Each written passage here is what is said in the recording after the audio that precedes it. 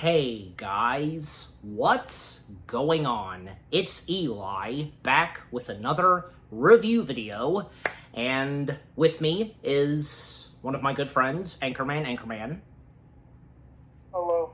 Yes, and that's right guys, continuing on, reviewing the Batman animated series. So now, we have now arrived on Season 4, and this being the second to last season of the Batman. Because, yeah, we literally have 2 more seasons left, and yeah, we're on the second to last season.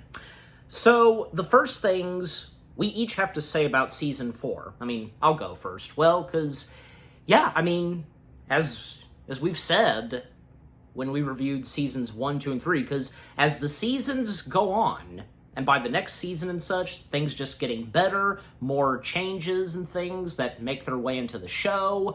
And seeing as how in the previous season, we were introduced to Barbara Gordon / Batgirl herself. A few new villains here and there, and with what's going on in Gotham this time, like, now Gotham is, has accepted the Batman, and the fact because, most notably with Commissioner Gordon, because trusting in Batman and, and the fact that Batman has his own bat signal, and with Barbara Gordon having, teamed up and joined forces with Batman.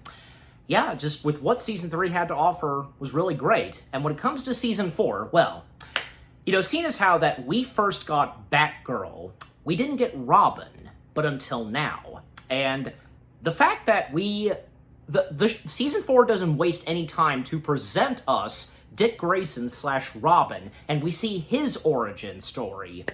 And with what Season 4 had to offer, besides Robin, because yeah, new storytelling, what's going on with the villains in this season, some, villains that we've seen before, like most notably Joker, Penguin, and a few new villains that step in. We once again get some villains that become a, one-off villain, and just, with what is going on in this season, crazy things happening, the shenanigans that Batman, Robin, and Batgirl find themselves into, and some of the villains they come face-to-face with, and what some of the villains do, and some new faces that we see. I mean, not just Robin, but yeah, especially later in the season. But yeah, until we get there. But I'm sure, of course, you guys know by now, and seeing as how, because for the green screen backdrop, oh yes, yeah.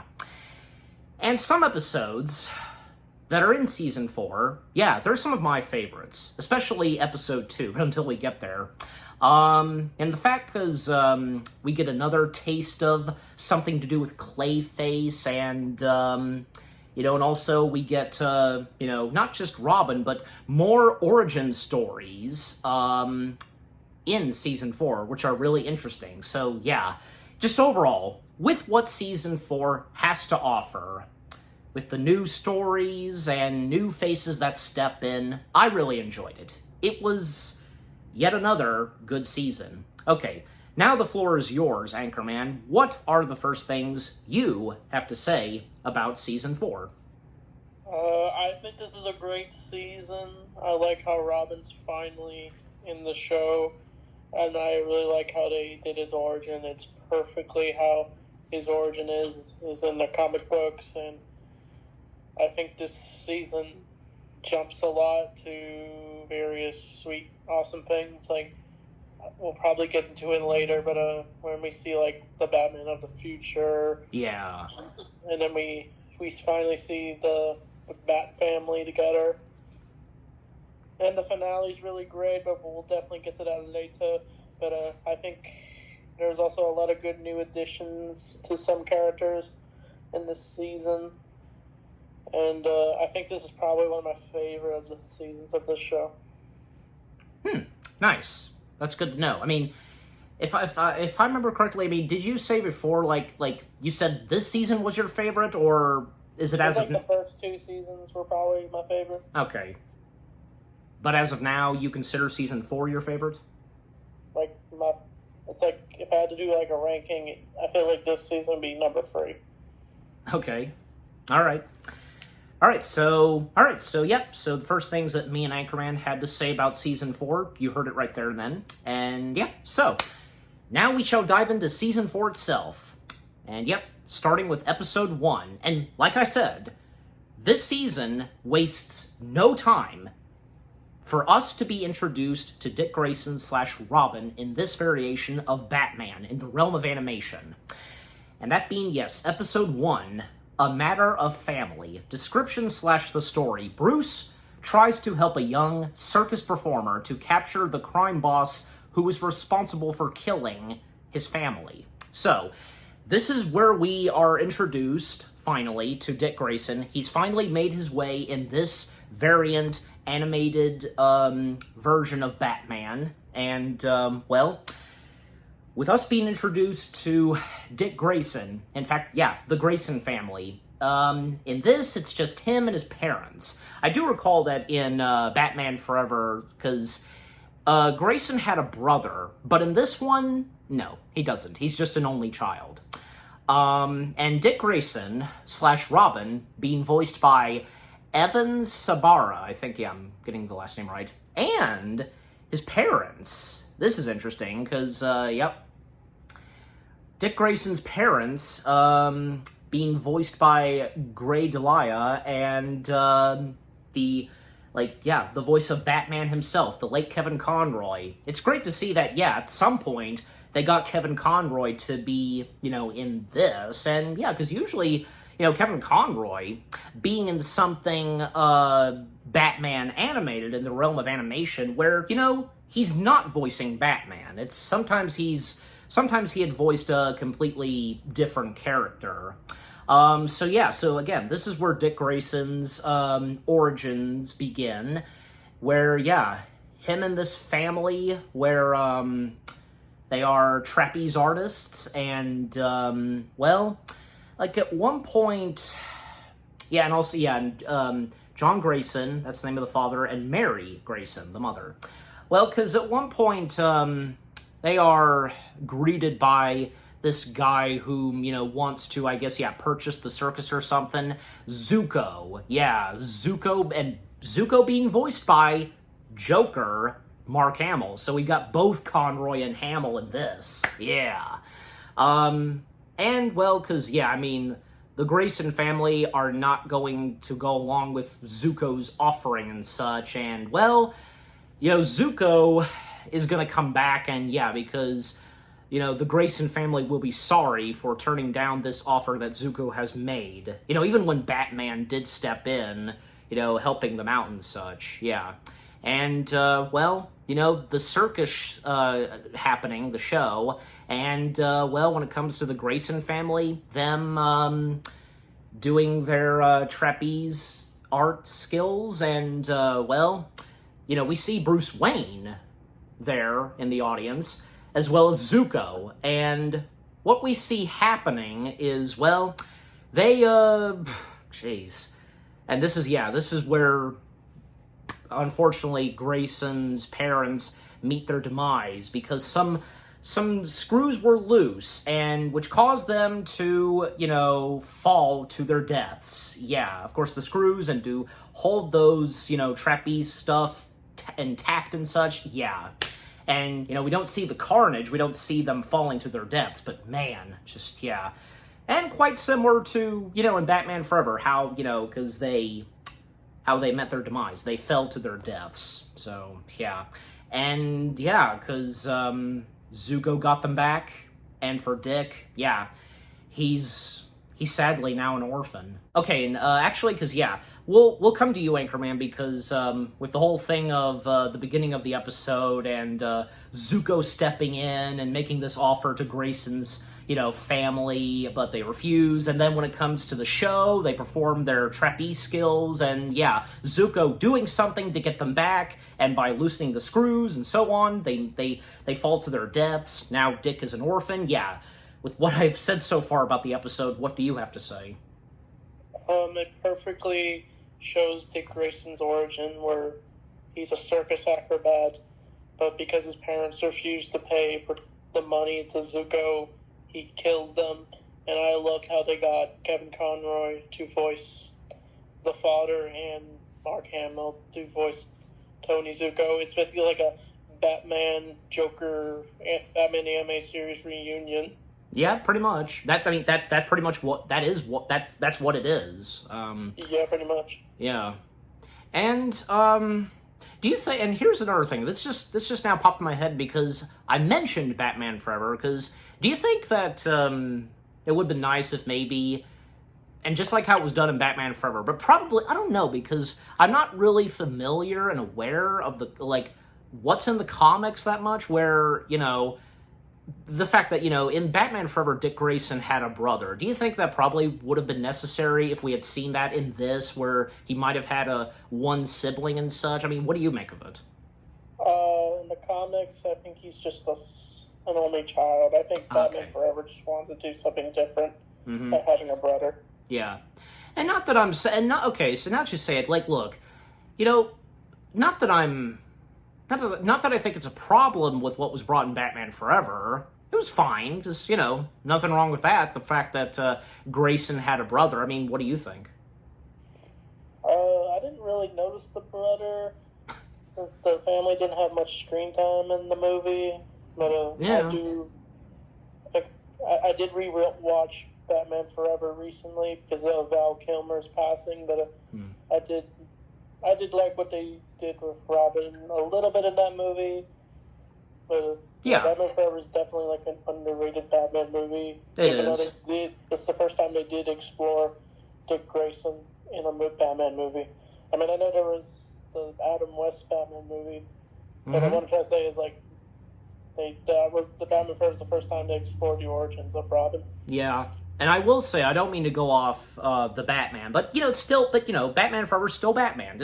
I just wanted to point this out because, after Dick Grayson saved everyone, throwing the bomb out in the ocean, and then seeing his parents and his brother already dead on the floor, Commissioner Gordon and Bruce Wayne look up, and just those close-up shots of Dick Grayson and Bruce Wayne, I think that they're just so good. You know exactly what I'm talking about, viewers, and you too, Anchorman. That's just brilliant. And, because the fact that now Bruce Wayne and Dick Grayson have this connection. And because coming back to this episode, because after the loss of Dick's parents, nice on Bruce Wayne, because he basically was responsible for the funeral service. He paid for all of it, their coffins and all of that. And even, say, Bruce Wayne having a flashback when he was a boy and going to his parents' grave. And, because he knows what this is like now for poor young Dick Grayson. And not long after that, Dick Grayson gets adopted by Bruce Wayne. Now Grayson becomes a part of the Wayne family, and the Wayne Mansion now being his home. And, it seems like Dick Grayson, gladly accepts this. However, little does Grayson know, of course, that, yes, he has no idea at first that Bruce is Batman, but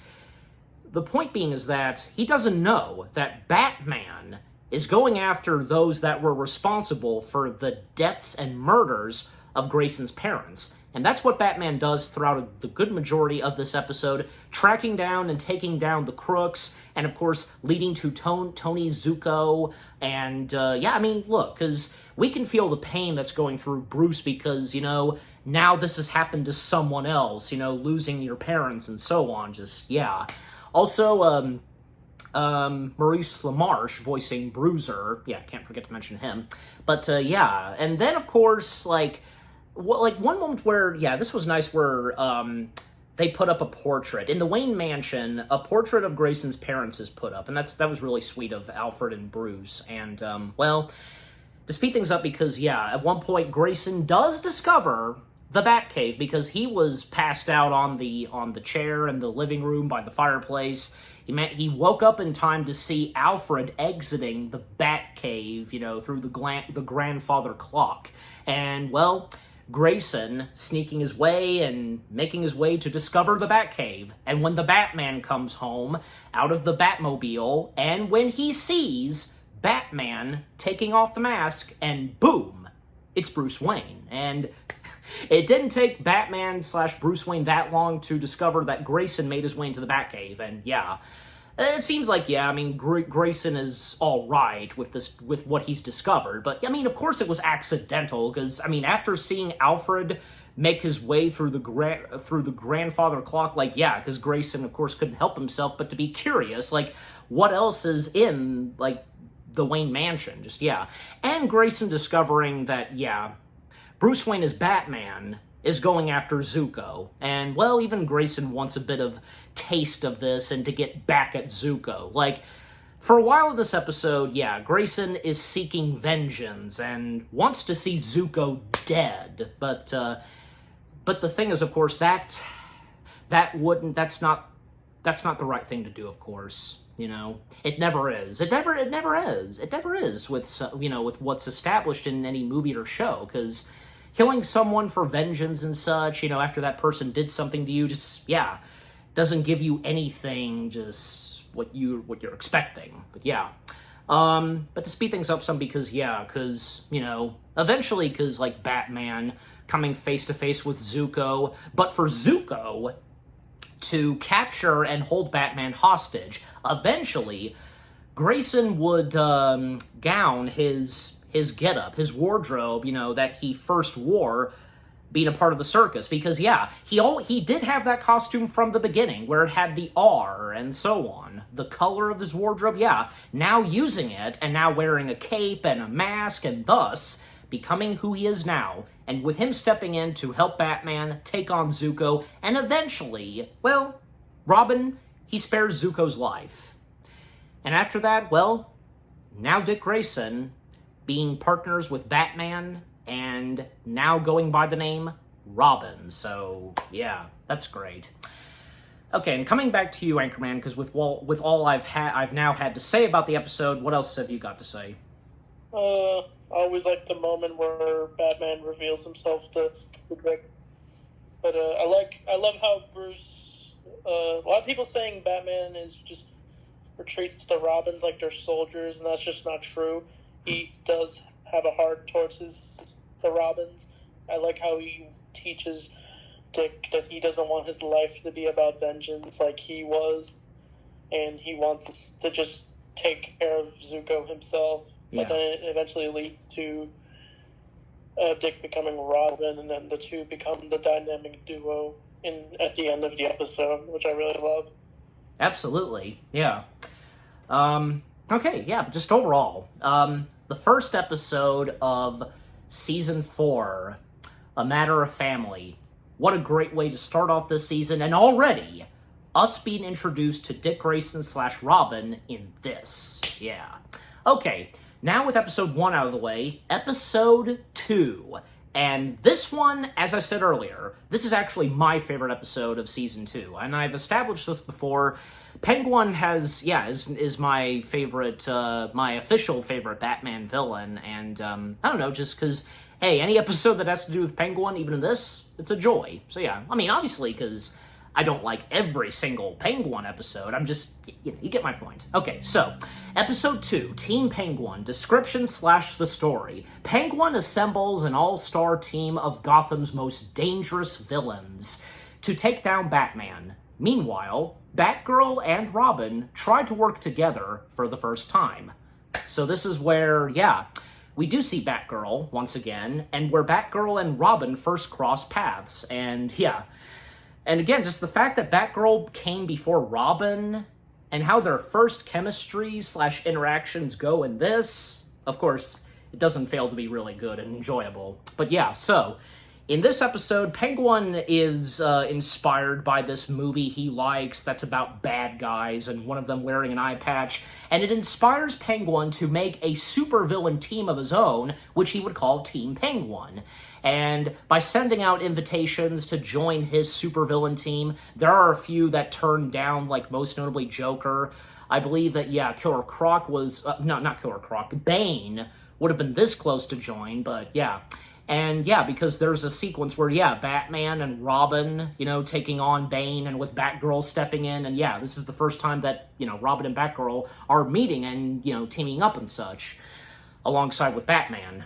And, well, yeah, Bane, once again, being voiced by Ron Perlman. And, them taking down Bane. And, yeah, it's unfortunate for Bane not being able to join Penguin's team. But the others that have joined Penguin's supervillain team are, yeah, as I mentioned, Killer Croc, Firefly, Ragdoll, and, well, of course, Penguin leading the team himself. And a new face that steps in, that being Killer Moth. And Killer Moth also being voiced by Jeff Bennett. Yep, Jeff Bennett voicing Ragdoll and Killer Moth. And Killer Moth's first appearance and look in this, little do we know what is to happen to Killer Moth later in this episode. Well, first seeing him, not what you really expect. I mean, not to say it's bad, but still. And even, like, the fact that his first name is Killer, even Killer Croc making a comment that there can only be one killer, and so on. But yeah, so Killer Moth, showing his tactics and what he can do. Like, he has a weapon, and he's got, like, some moths that join him and fly around him and such. Just, yeah.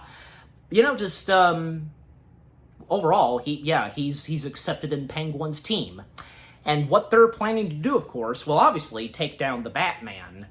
But, at one point, they, them collecting some chemicals and such, but, yeah. And I think that, yeah, these batch of villains that are on Penguin's team are some pretty good ones, yeah. But coming to you, Anchorman, because, yeah, what are the first things you have to say about Episode 2? This is a real fun episode. I like the random villain team-up where Penguin gathers his own random Batman villains to take down Batman. Yep. Or commit various other crimes. It was shocking to see, it was Killer Moth. Yes. There's this wild theory, I don't know if you've heard of it, but some people think the Batman and Teen Titans show are part of the same universe. But I don't know if it is true, since the Killer Moths in both shows are very different, so I don't know. Yeah, and the same goes for Robin, because Robin being one of the main characters of Teen Titans. Yeah. Yeah. But I don't know, it's a good theory, but we don't know. Yeah, well, besides, Teen Titans and the Batman, in comparison, comparing them, okay, there's quite a difference to the animation style. And of course that goes for Robin. Not to mention Robin's different voice actor in Teen Titans, so... Yeah. So I wouldn't... Why would it be? Because if it would be, then probably the animation would be almost identical to the Batman, and maybe we would have the same Robin voice, but we don't. So then it's official that, yeah, Teen Titans is, that Teen Titans animated show not being canon to this, so, yeah. And Teen Titans never even showed Batman. What? Come again? Teen Titans never showed Batman at all in the show. Mm-hmm. As you said, if the mentioning of Killer Moth, and Killer Moth being very different from those two shows, but yeah, anyways. And yeah, because, like I said, because, coming back to the episode, because with, Batman, Batgirl, and Robin on pursuit, with Penguin and what he's doing, and with this, Penguin team that he's assembled, and, because collecting chemicals and such, and if you can recall, Anchorman, because you know exactly, because with what Penguin is specifically doing and with the chemicals and such?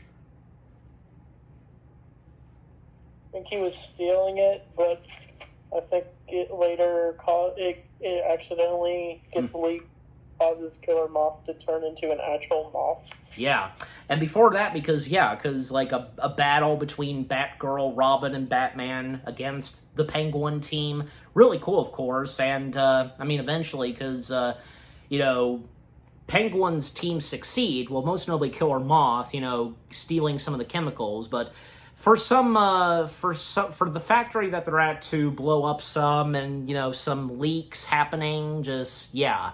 And also, yeah, multiple times early on in the episode where, Robin and Batgirl, because them bickering and such, and even the fact that Dick Grayson / Robin being the first to know who Batman is, being in the Batcave. Well, and that's the thing, because in this episode, Batgirl finally gets to see the Batcave and discover that Batman's Bruce Wayne. And also, for Dick Grayson to discover, and yeah, because Batman told Dick right away that, Batgirl is the commissioner's daughter. So yeah, so now they all know. They're all caught up and such. But yeah, so, and like you said, and to speed things up some, because yeah, like at a certain point, some of the members of Penguin's team, I think, yeah, all three of them, besides Killer Moth, he's way behind because he's driving in a truck with the chemicals, and yeah, because as you mentioned, at one point the chemicals are leaking, and then it starts to affect Killer Moth, and yeah, before we see what happens to him, because again, the three members of Penguin's Penguin team are complaining and and, finding this ridiculous with Penguin's leadership. But until Killer Moth arrives in the truck, well, they presume that he's dead because with the chemicals leaking. However, to their, horrific discovery, they're shocked by this sight where Killer Moth has mutated into this giant moth. And, and now Killer Moth has become a full-time Killer Moth. And Killer Moth being the only one that has Penguin's support, and Killer Croc and Ragdoll and Firefly, not wanting to mess with someone like Killer Moth, and then eventually Batman, Batgirl, and Robin, they catch up to them, and seeing Killer Moth and what he's become, and Batgirl, her comment is probably Killer Moth was hit by a radioactive moth ball from outer space or something. Good way to put it, but that's not really what happened. And yet another battle that pursues, and just ultimately, of course, Batman and Robin and Batgirl managing to take down the Penguin team, and especially, because, with Penguin riding on Killer Moth and how they take down Penguin and most notably Killer Moth, in the end, the Penguin team is defeated, and with what they were plotting to do, and because with the chemicals, and with, Killer Moth getting a whip of that, and, well, it seems like as of now, also, that with Robin and Batgirl having worked together to take on the villains, well, they seem to be on good terms now. So, yeah. But, yeah, and coming back to you, Anchorman, because anything else to say on the episode? I like the moment where Batman just reveals Batgirl's identity to Robin, and they all figure out each other's identities. I do like the final fight where they fight the giant Killer Moth. Mm-hmm. Yeah, and anything on, Killer Moth's design and look when he's now become a mutated Killer Moth and such? It makes sense to make him a giant moth. Yeah, it does. And let me ask you this. The very first time you watched this episode, and this being the introduction to Killer Moth, what was your first, reaction to that, and what Killer Moth originally looked like, but then when it leads to, say, him actually having transformed into a Killer Moth? His design looked kind of lame originally, but I think that's meant to be, since, Killer Moth's kind of viewed as a joke villain. Mm-hmm. But then when he becomes the Superfly, he looks wild. Oh yeah, definitely. And you feel sorry for him, even though he's a criminal. He gets mutated into some bug. Yeah, but it seems like to him, I mean, he's perfectly okay with it. But yeah, and also anything because the chemistry between Dick and Barbara in this. They fight like brother and sister. Yeah, I mean that's the best way to put at it. But I mean, eventually, because, when they come on to good terms, and, because with what happens in the end, they succeed on taking down the villains, But, overall, Episode 2, Team Penguin, a pretty good episode, and we're, most notably, seeing Batgirl and Robin work together, a new villain that steps in, which, of course, being Killer Moth, and he becomes, a very intense and scary Killer Moth. He literally becomes one. Just overall, it was really good. Yeah. Okay, now on to episode 3, Clayfaces. Description / the story. Clayface turns himself over to the police, promising to give up his criminal past, and when a new villain arrives, he sees the perfect opportunity to redeem himself. Okay. Anchorman, why don't we start with you? Because, what are the first things you have to say about Episode 3, Clayfaces? I was a bit surprised they did this episode because I didn't think they were going to finish the story with Ethan Bennett, but I'm glad they gave it some conclusion. I think it's a really good way to send off Clayface, and I think it ends on a high note with Bruce and Ethan's friendship finally getting restored. And I like how they showed the other Clayface, which is the one that's in the comic books. Mm-hmm. The Basil Clazel. I've said his name wrong, but it's Anchorman. The last name is spelled good. The last name, yeah, Basil's right. The first name Basil you got right, of course, but the last name is pronounced Carlo. Yeah. Yep. I was recently reviewing a Clayface episode of the Batman animated series. So I thought I would shout that out. Yeah, that's okay. Yeah, yeah, and you know what? I'll go ahead and mention this before I get into the first things I have to say about this episode, because, like you said, yeah, because this being a great way to round off, you know, with the storyline of the friendship between Bruce and Ethan Bennett, and the fact, because, yeah, their friendship is restored, and where Ethan is, you know, proving to be much better. You know, he's making progress, especially with what he did do in the end of the episode. But one thing, I don't know, it works out fine without this one character. That, of course, being Detective Yin. Now, don't you think we probably could have at least gotten her in this episode? Yeah, I really wish we got her. I mean, we saw her on the TV news screen, but, like, that's just a footage of the episode from season 1. Mm-hmm. But I really wish we could have saw her again. Apparently she was in the comics a lot more than the show, but I really wish Ellen Yin returned. I know. I mean, because it's like after season... No, it was season 2. Because after the end of season 2, and when we come to season 3, it's like she's just literally totally absent. So... I mean, I guess, like, maybe my guess is probably she got reassigned or something. I don't know, but they could have at least established something. I don't want to make a huge complaint. I'm just simply saying because it is obvious, but yeah. They do acknowledge her later in the future episode, but I think maybe we'll talk about that later. Yeah, I did actually forget about that some, but yeah, alright. Okay, so, but with talking about Yin out of the way, because yeah, the first things I have to say about the episode, because yeah... Well, because, starting off where we see Joker doing his evil schemes, and out of nowhere, for the first time, his two henchmen, Punch and Judy, they finally say a word, and, yeah, out of nowhere, they finally talk. Even Joker's a bit surprised by that, too. You have anything to say on that, where we finally see Punch and Judy talk? I kind of laughed when Joker said, "I never heard you two talk at all." Yeah, I mean, who can blame? Yeah, who can blame Joker? Because we never did. Neither did he. So, but yeah, and by the way, because I don't see on the IMDb page, I don't see the voice of Punch and Judy credited.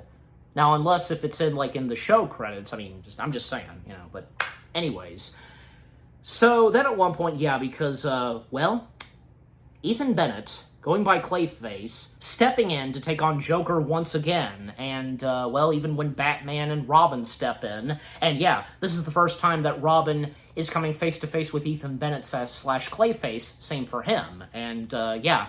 Well, because, with Clayface, yeah, doing a good thing, taking down Joker, he turns himself in, because he wants to this time, he wants to show, finally, that he wants to do better, be good, and so on. And when there's a court case and such, Bruce Wayne gets involved, and Bruce Wayne wants to do whatever it takes to help out his, childhood friend, Ethan. And, I mean, eventually, it seems to go pretty well for Ethan, because, Ethan is, offered this, assignment or something at Wayne Industries, and, aside from that going on, a new face that steps in that we mentioned earlier, which being Basil Carlo, because he's a struggling actor, and, those that are, in charge of the auditioning castings, yeah, the director being voiced by Jane Singer, not finding the likeness of Basil Karlo something appealing and worthy of being on screen. Like, just, yeah. And poor Basil, because with what he's going through. But that is until he discovers something, and when he learns about the reports of Ethan Bennett / Clayface, and, when it occurs to him, and the best way to put it, where, yeah, because this, serum and cure, because that has to do with, Clayface and curing Ethan Bennett. And Basil Karlo, in disguise, going into Wayne Industries, pretending to be a scientist and so on, and actually stealing a serum and so on. And eventually, yeah, he does take it, and he becomes, like Ethan Bennett, another Clayface. And, yeah. And also, I can't remember, because I think we might have, I don't know, because the fact that in this variant of Batman, in the realm of animation, Clayface is Ethan Bennett, and the look and design of Clayface with Ethan Bennett, not what I'm sure for a lot of us were expecting, and because we know what the usual look for Clayface is like. Yeah, I mean, yeah. Anything for you to say on that, Anchorman? Because the very first time, when it came to say Ethan Bennett being the first Clayface and the look and design of Clayface, not the specific look and design for Clayface that we're used to. Just, yeah, you know what I'm saying. Just, do you have anything to say on that? Are you asking, if I like the Ethan Bennett design of Clayface? Yeah, I mean, if, you were thinking that probably, we were going to get, the Clayface we knew so well and how he specifically looks, but this Clayface is not the specific Clayface that we know, that we would know. I had a feeling we were probably going to get that original Clayface. I almost thought they were going to have written off Ethan Bennett, but no, they brought him in for this episode, and they brought on the Clayface we know from the lore. Yep, and the fact that Clayface's actual name is Basil Karlo, so... and that's another thing, because that is, presumably Clayface's original name, Basil Karlo, and the fact that, Basil Karlo... And I know, because you know this too, Anchorman, because in the Batman animated series in the 90s, because, Basil Karlo being this actor, but then having to be transformed into the Clayface and what he would become, but anyway, so, as I was saying, Basil Karlo getting a whip of the Clayface, and, then Basil Karlo as the new Clayface causing mayhem and getting revenge on the directors that turned him down and showing that he can transform into multiple, beings, even say a dog or a werewolf. And by turning into a werewolf, he causes mayhem and attacking them. And then with it making its way to the news that, there's this second Clayface, and it doesn't take too long for those at this diner, including the waitress that's also voiced by Jane Singer, to discover that, Clayface is right there, and just, But for Basil, still struggling in how he's being treated still, and even with him becoming the new Clayface, just, Meanwhile, things are not looking good for Ethan Bennett, and eventually because, at some point, Ethan Bennett losing his, pardon my French, losing his shit, and, causing mayhem once again, but the fact being, because, both of those Clayfaces, Ethan and Basil, they would cross paths with each other. Ethan is eventually aware of this other Clayface, even with, of course, Batman and Robin on each of their tails. And at one point, because, Robin's supposed to meet up with Batman right at the bat signal, and, Robin unveils that he is Clayface and trying to attack Batman. But, then we see Batman, who turns out to be the other Clayface. So they got on each other. Just, they fooled one another. And, But coming back to you, Anchorman, because anything else to say on the episode? And, we're with where I'm at, so. The finale, you mean? Just go ahead. I do like how they have Ethan take down the other Clayface, and they finally have a cure for Ethan, and then he's finally cured. But I have this random nitpick. Clayface is sent to Arkham Asylum. I'm a little bit confused by that because Arkham's for criminals who who are mentally ill. But it seems like they're sending all the villains to Arkham. But if someone who's not has a mental illness committing the crimes, they go to Blackgate Prison, or if you know what I mean. Mm-hmm. It's a bit confusing. I don't know, but I mean, I wouldn't make a huge deal about it or something. Just, I get your point, but still, you know. I guess it was just because it's familiar. Right. Okay. I guess it's like it could be a prison for all the villains. Yeah, I guess so. But anyway, so yeah, and let's talk about because the climax of the episode and because both Clayfaces are, coming face to face with one another. There's a battle between them, and Ethan especially, because Ethan's doing good, taking down the second Clayface. Because it's really awesome just seeing two Clayfaces going at it, and just seeing them in action and such, and even with Batman and Robin themselves stepping in, and when ultimately what happens is, because it was established that Bruce Wayne and his industry, his company, finding a cure. And to cure Ethan, and by using that cure, Batman using the cure, and by throwing it to both Ethan and Basil, because both are taken down and they're cured, and they're both sent to Arkham Asylum, and Ethan, still needs to prove better, and it seems like he's gonna get there, and of course, for Ethan and Bruce, they are definitely on good terms, like their friendship being restored and such, and And as for Basil, because he has a little conversation with Joker, and Joker being aware, in fact, Joker and all the others in Arkham Asylum being aware of Basil and so on. Did I say Ethan? I meant Basil. And Joker mentioning something that gives Basil Basil realizing that, the cure didn't really work on him that much. And by doing so, he still has the power of Clayface in him. So Clayface in Basil is not gone. And thus, Basil being the official Clayface. And coming back to you, Anchorman, any last things you've got to say on the episode? I do like at the end, Bruce and Ethan's friendship is restored, and I like how he references that they'll shoot some hoops because they like playing basketball together, which was like a reference to their friendship in season 1. Mm-hmm. And I don't know if you mentioned this, but they showed like a picture of Bruce and Ethan when they were little boys, and we get more of a backstory of their friendship, where they were left behind on a school trip, and that's how they became friends. Right. Mm-hmm. And the whole thing on Basil still having the power of Clayface in him, the cure didn't really get to him. What's your comment on that? I wish they had Clayface return, since it looked like they were setting him up to come back.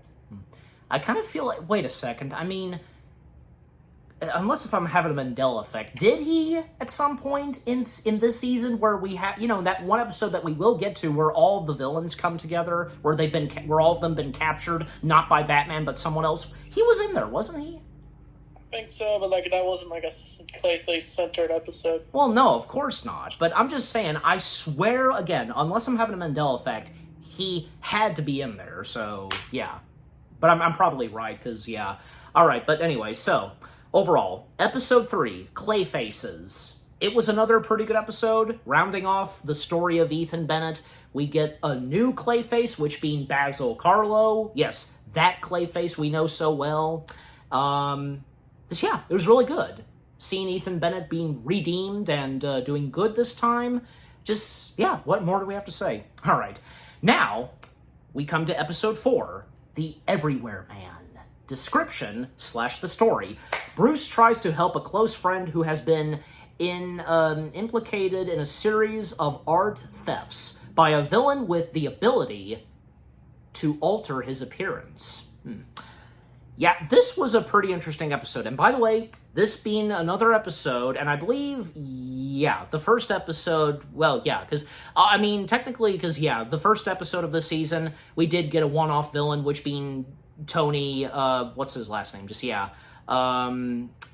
But in this one, because we once again get another one-off villain. One villain for one story in something Batman.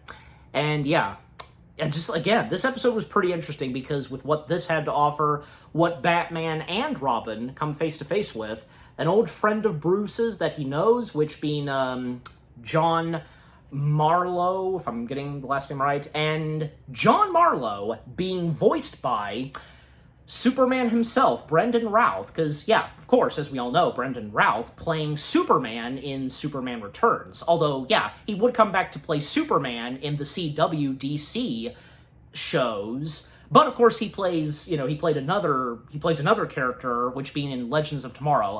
Anchorman, do you remember the name of that character that he plays? He plays the Atom. Yes, how did I forget that name? Just slipped out. That character. But yeah. But of course, we know him best as Superman. Anyways. But yeah, and actually, because this episode, because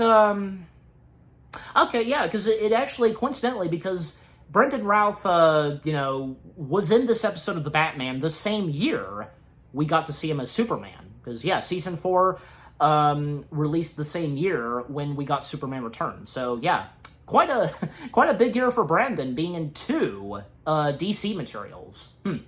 Being Superman, of course, and being in something Batman. All right, but anyway, so we'll start with you again, Anchorman, because what are the first things you have to say about the Everywhere Man? The episode itself, of course. I like this episode. I like Brandon Routh's guest appearance as the Everywhere Man. Mm-hmm. I like the plot twist with him. I don't know. I don't think he's part of the Batman lore. I think this is like a new villain the characters created. The creators of the show, I meant. Yeah, I know. I liked how they probably did bring Brandon Routh on the show because he probably was doing filming Superman Returns at the time. Yeah, probably so. So yeah, I think this was a neat episode. Mm-hmm. Yeah, and by the way, because and this just now occurred to me, because some villains that we get in anything Batman, like if it was say the '60s show, or even say some of the animated materials of Batman, there are some villains where actually, because they were created for say those shows, they didn't come anywhere from the comics. And at the same time, those villains that were created and written and introduced in those Batman materials, they turn out to be pretty good. And they feel like that, yeah, they are Batman villains. And what say you on that, Anchorman? The use of random villains? Well, you heard what I said, right? Because where we get some villains that don't come from the comics, they are introduced and created for any show of Batman, and yet at the same time, they seem to be some pretty good villains, and they feel like, yeah, they are Batman villains. So, I agree. Yeah, but do you have any full comment on that? I like some obscure villains they use, like the Condiment King or the Polka Dot Man, or King Tut, those silly Batman villains. Yeah. And some of those would come in the animated series. Yeah. Now the Condiment King, because where did he? I seem to recall. I can't seem to recall. Where was the Condiment King first introduced? Do you know that? I think he was in the animated series. Yeah, because it feels like because obviously he didn't come from the comics first. Because, yeah, I mean, with him being introduced in the animated series, then it would lead to him being in the comics, of course. And, well, I mean, the same goes for King Tut, because, because there was a good majority of villains in the 60s Batman show that I can think of, from, say, King Tut, Egghead, yeah, Sandman. Batman had their own Sandman. They had Bookworm, Black Widow, Archery, those villains from the 60s show, they obviously didn't come from the comics, but yeah. Or, most notably, the famous one of all, Harley Quinn. She was first introduced in the Batman animated series, and after that, from there on, she would make history. Yeah, that's all I need to say, really. But anyways, alright, but coming back to the episode itself, because, yeah, well, hey, still Batman, anyways. So yeah, this episode was pretty interesting because, yeah, Bruce Wayne being friends with this guy who is an art collector and such. However, this new foe that steps in, doing theft and such, and this is a very mysterious thief and villain that, is unlike any villain that Batman has so far crossed paths with. I mean, the Everywhere Man not just being the only one, but there's been a couple of others, of course, and yet somehow, of course, Batman managing to take them down. And by the way, because a few times, John having a little bit of interactions and trying to make a good impression on this one girl named Clee, and Clee being voiced by Allison Mack. And say what you will about Allison Mack, I know. But, she's been a good actress, and besides, one of her most famous acting performances that she's done, well, her being no stranger to doing something DC comic related, because she most notably was Chloe Sullivan in Smallville, and she also did a voice in the Ant Bully, which by the way is Warner Brothers, and also she was one of the kids in the Honey, I Shrunk the Kids movies. Honey, We Shrunk Ourselves. Yeah, she was in that. But, so she voices Clee.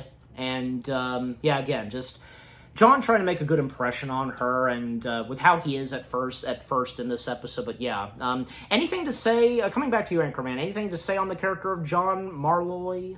Again, if I might be getting the name right or wrong, but go ahead. I like the Everywhere Man. Yeah, I like his ability to have clones of himself until we do find out the truth of what happened to him. Mm-hmm. Well, we might as well go, but actually before we get to that, do you have anything to say on John himself, just as himself, It was sad that he was trying to create something that he thought would be useful, but then the invention turned on him. Exactly. Yeah, we might as well, get into that and to speed things up some, because further in this episode, with Batman and Robin trying to investigate on this Everywhere Man, and the fact there's more than just one Everywhere Man. Well, and hence his name. He is everywhere. There are multiple duplicates of Everywhere Man, clones, and when, Batman and Robin make that discovery, and when they discover that supposedly Everywhere Man is John. However, it's not exactly John. It's actually, and whom is the main Everywhere Man, being John, is not actually John. And even with Robin discovering this, where he does discover that the actual John was locked away and held prisoner by his own clone version of him. Because, like you said, Anchorman, because something good that John wanted to do with this, but the fact that his creation and a duplicate of him would turn against him, and that happening to a good majority of some of those clones, where once in a while, one of those clones would turn on the other, and so on. And, well, the main clone of John, having the ability to remove and, just dispose of that clone that goes against him and such. And because again, Robin discovering that John's been locked away, he sported a beard, and because with further in this episode, and Batman trying to take on the main clone of John and all the others, and when he breaks it down to all the other Everywhere men, that, what could possibly happen when, the main clone gains the power, and able to be leader, and so on, which would lead to some of the, not all of them, but some of the clones to turn against the main clone, and some of the other clones stopping the others, mayhem kind of erupting, and, well, ultimately and eventually, the main clone is defeated, and all the other clones are vanished, they're disposed of, and that also goes for the main clone, and things look better for the main John. He does finally get the girl Clee, and but coming back to you, Anchorman, because anything else you've got to say about this episode? I do like the plot twist at the end, like I said, and I like how they were able to trick the Everywhere Man of being confused of who he really was, and then eventually they defeat him by overwhelming him. Yeah. And don't you think it was nice that, we have John, whom actually isn't the actual John. Like, the actual John is a good man. It's just, because just the only bad John, of course, are the clones. Just, you know where I'm going with that. Like, what do you think on that? Yeah, I think he was good. It was sad that he had a small portion of his life taken by his clone. Yeah, but at the same time, and in the end, his life was restored, and like I said, he got the girl, yeah. Yeah, but just overall, The Everywhere Man, the 4th episode, it was really good. Very interesting, and with what this new antagonist had to offer, what Batman and Robin came face-to-face with, the twists and such, yeah, and with, like, what each me and Anchorman had to say, pretty interesting. And having the titled character, the main antagonist of this episode, being voiced by Brandon Routh. Yeah, really good. Okay, next, episode 5, The Breakout. Which, yeah, this is where we get another debut of a familiar Batman villain, which being the Black Mask. Description / the story. Black Mask's henchmen plan to get him out of the Gotham Police Department so he can activate his doomsday device. Yeah. Now, like I just said, this being the first / debut episode for the Black Mask, and for all of you that are familiar with the Black Mask and with what the Black Mask is like in the realm of DC and of course Batman, yeah. And with how Black Mask is portrayed in this is pretty interesting. And, to go ahead and mention, because, Black Mask in this being voiced by James Remar. Yeah, and James Remar, I know him, and, he's a good voice actor and all the acting stuff he's done. But just, what he brings to the voice performance of this Black Mask is pretty good. And also, Black Mask's henchman, well, most notably, Number One. He's literally called Number One. And Number One being voiced by good old Dietrich Bader. No stranger to doing something Batman. Well, and the fact that he would voice Batman himself. Yeah. But we'll really start with you, Anchorman, once again, because what are the first things you've got to say about this episode? I like Black Mask's debut. The guy who played him, I think he would later go on to play a character in Gotham, that live-action Batman show. Yeah. And I think he was in Black Lightning, that CW show. Uh-huh. So he's, like, no stranger to DC. I think this is, like, the closest we got to having a sort of, like, Ra's al Ghul character, because I think this was originally supposed to be like Ra's al Ghul, like how he has, like, a tribe of warriors. Mm-hmm. But for Black, instead they chose Black Mask to have his own, like, ninja cult, or whatever you want to call it. Mm-hmm. But most places a Black Mask, he's a gangster. Yeah. Do you think, that never really occurred to me with this, and what Black Mask was, what was brought to Black Mask in this variant of Batman. I mean, like you said, like, making Black Mask like a Ra's al Ghul type or something, I mean, I don't think it's that... It's like he has an army of ninjas. He doesn't, like, resurrect himself. I mean... That's about it. Yeah, I mean, do you think it's okay with how it's done in this and with what you've described? Yeah, I like he has his own ninjas as his group. Mm-hmm. And Anchorman, you were right, because he was in Black Lightning, so... and yes, he was in Gotham. He was Frank Gordon. So, and as for Black Lightning, he was Peter Gamby. So yeah, but yeah, he's done a lot more than just that, because like he had been in, say, an episode of Yellowstone. He had been in Oppenheimer, Magnum PI, the new Magnum PI show, and also Transformers 1. He voices Zeta Prime and a bunch of others. Yeah, he's really busy actor and a good one. Just Anyways, so yeah, and once again, Batgirl appears, and in this episode, and in this episode, we get a good majority of Batgirl and Robin in this, because at one point Batman actually does get captured by Black Mask and his goons, and because and with Batgirl and Robin actually once again nitpicking at one another and just giving them a hard time. Just God. and with, yeah, the whole, like, doomsday device that Black Mask is about to use, and Black Mask finding his ways to escape the hands of the Gotham police, and, yeah. And because he has a black mask, like, not able to, be conked out by the gas that, like, at one point is unleashed. And also, yeah, Commissioner Gordon appearing in this episode, of course, and I think, yeah, this is one of the first times where Gordon does, like, have interactions with Robin and Batgirl, and little does Gordon know that Batgirl is his daughter, yeah. And a detective, being voiced by Jim Wise, yeah. But coming back to you, Anchorman, because anything else you've got to say about this episode, and with, the fact that in this episode, we get a lot of Batgirl and Robin in this, and what Black Mask is plotting to do. I do like how we get more screen time with Batgirl and Robin. I thought that was really good. Mm-hmm. And I like how eventually they do find their way out, and they gotta learn to work together to find Batman, and eventually they do. Yep.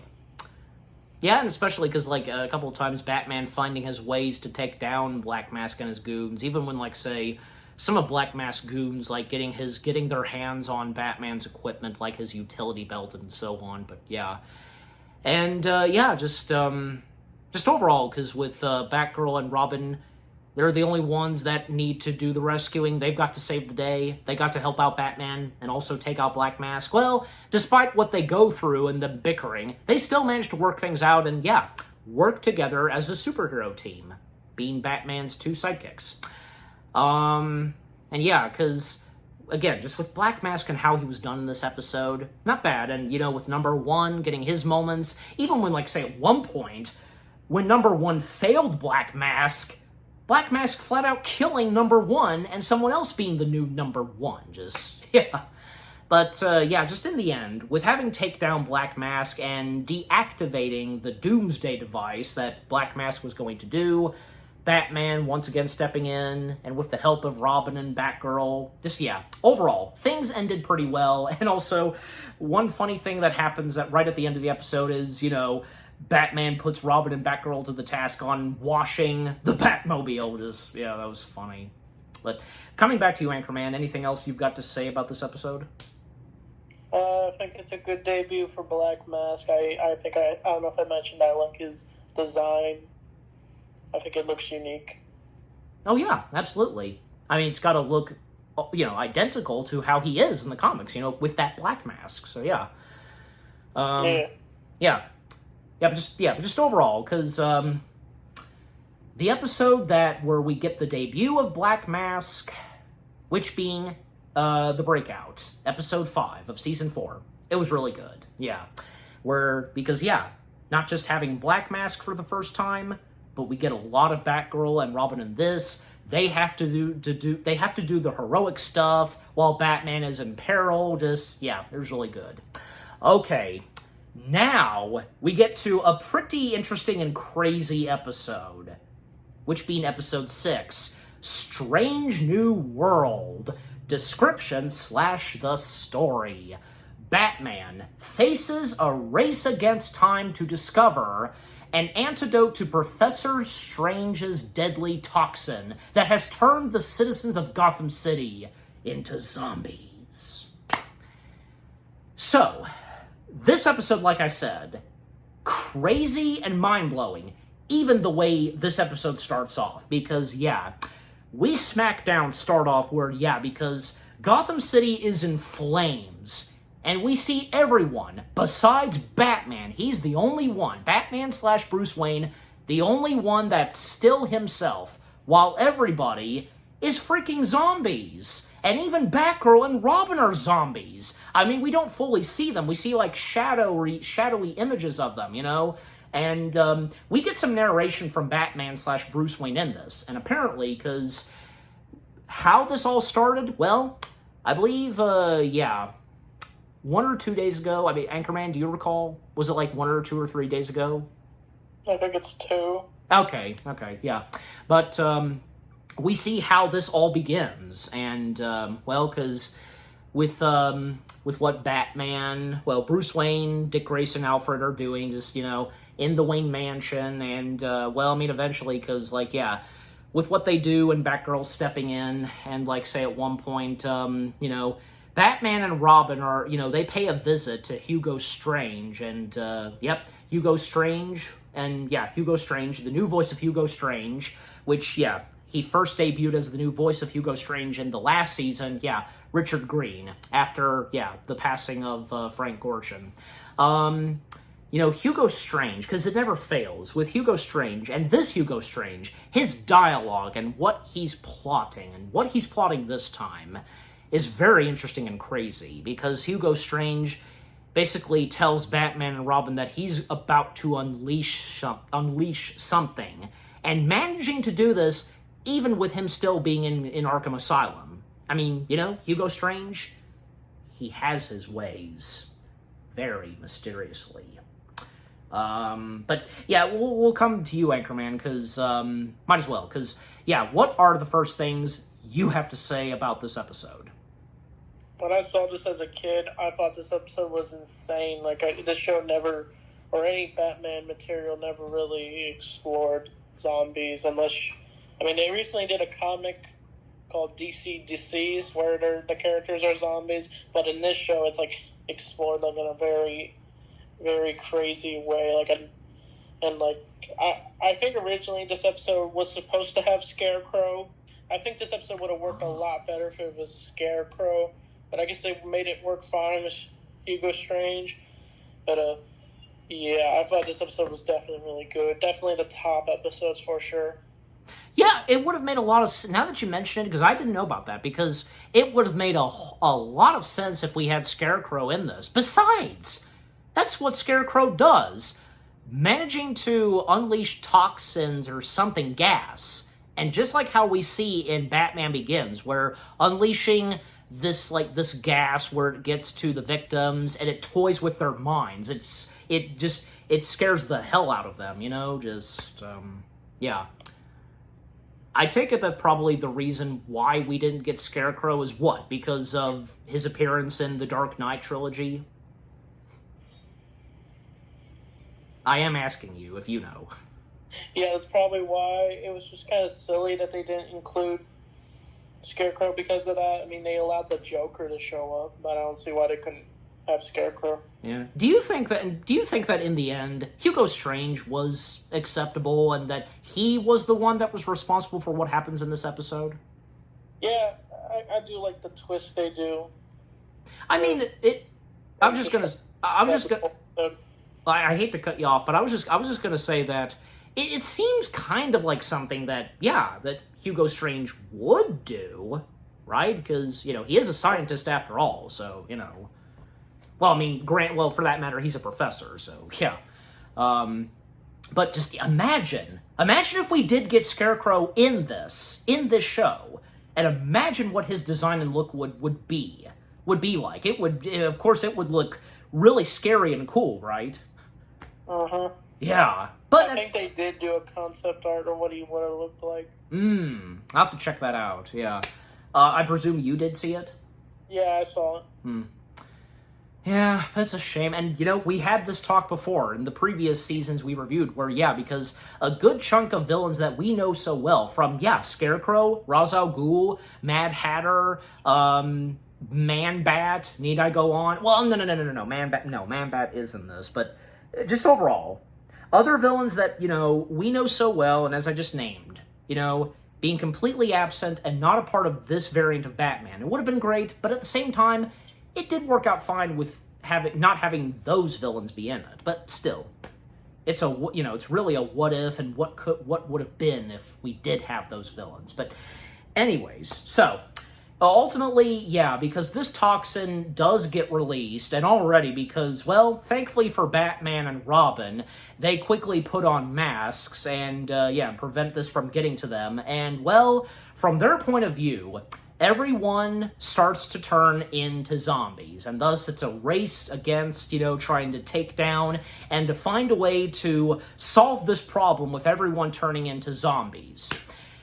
And unfortunately, because, when they discovered that, Commissioner and the policeman, they got infected, and Batgirl did, and when, there's a moment where Batgirl's taking on Robin and such, and Robin doesn't want to fight her, or even, say, when they make their way back to the Batcave, oh, poor Alfred, he got affected too.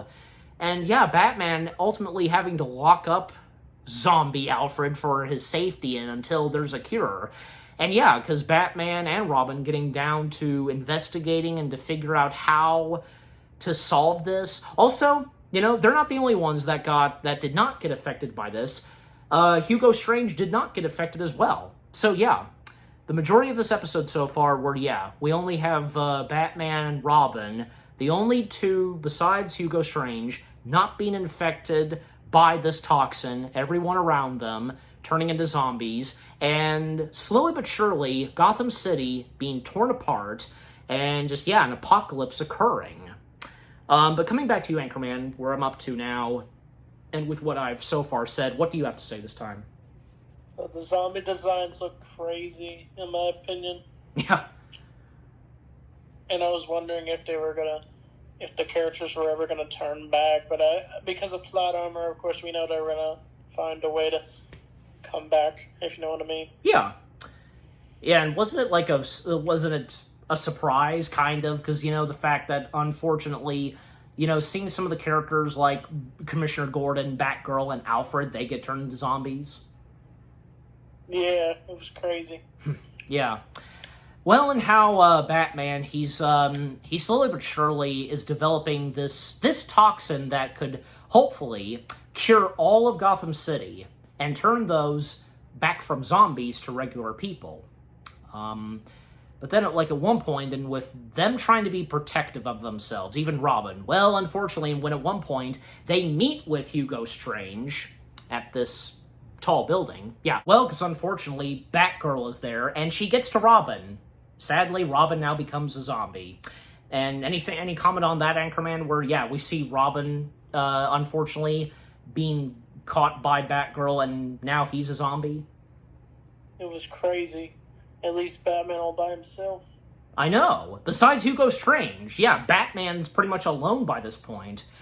And yeah, because Batman now having to defend himself and still doing whatever it takes to find a way to save all of Gotham and to turn it back to what it was and people no longer being zombies. And also, there was supposed to be this, press conference that Bruce Wayne was to attend to. Yeah, because there's, a giant poster of that, and with Batman noticing it.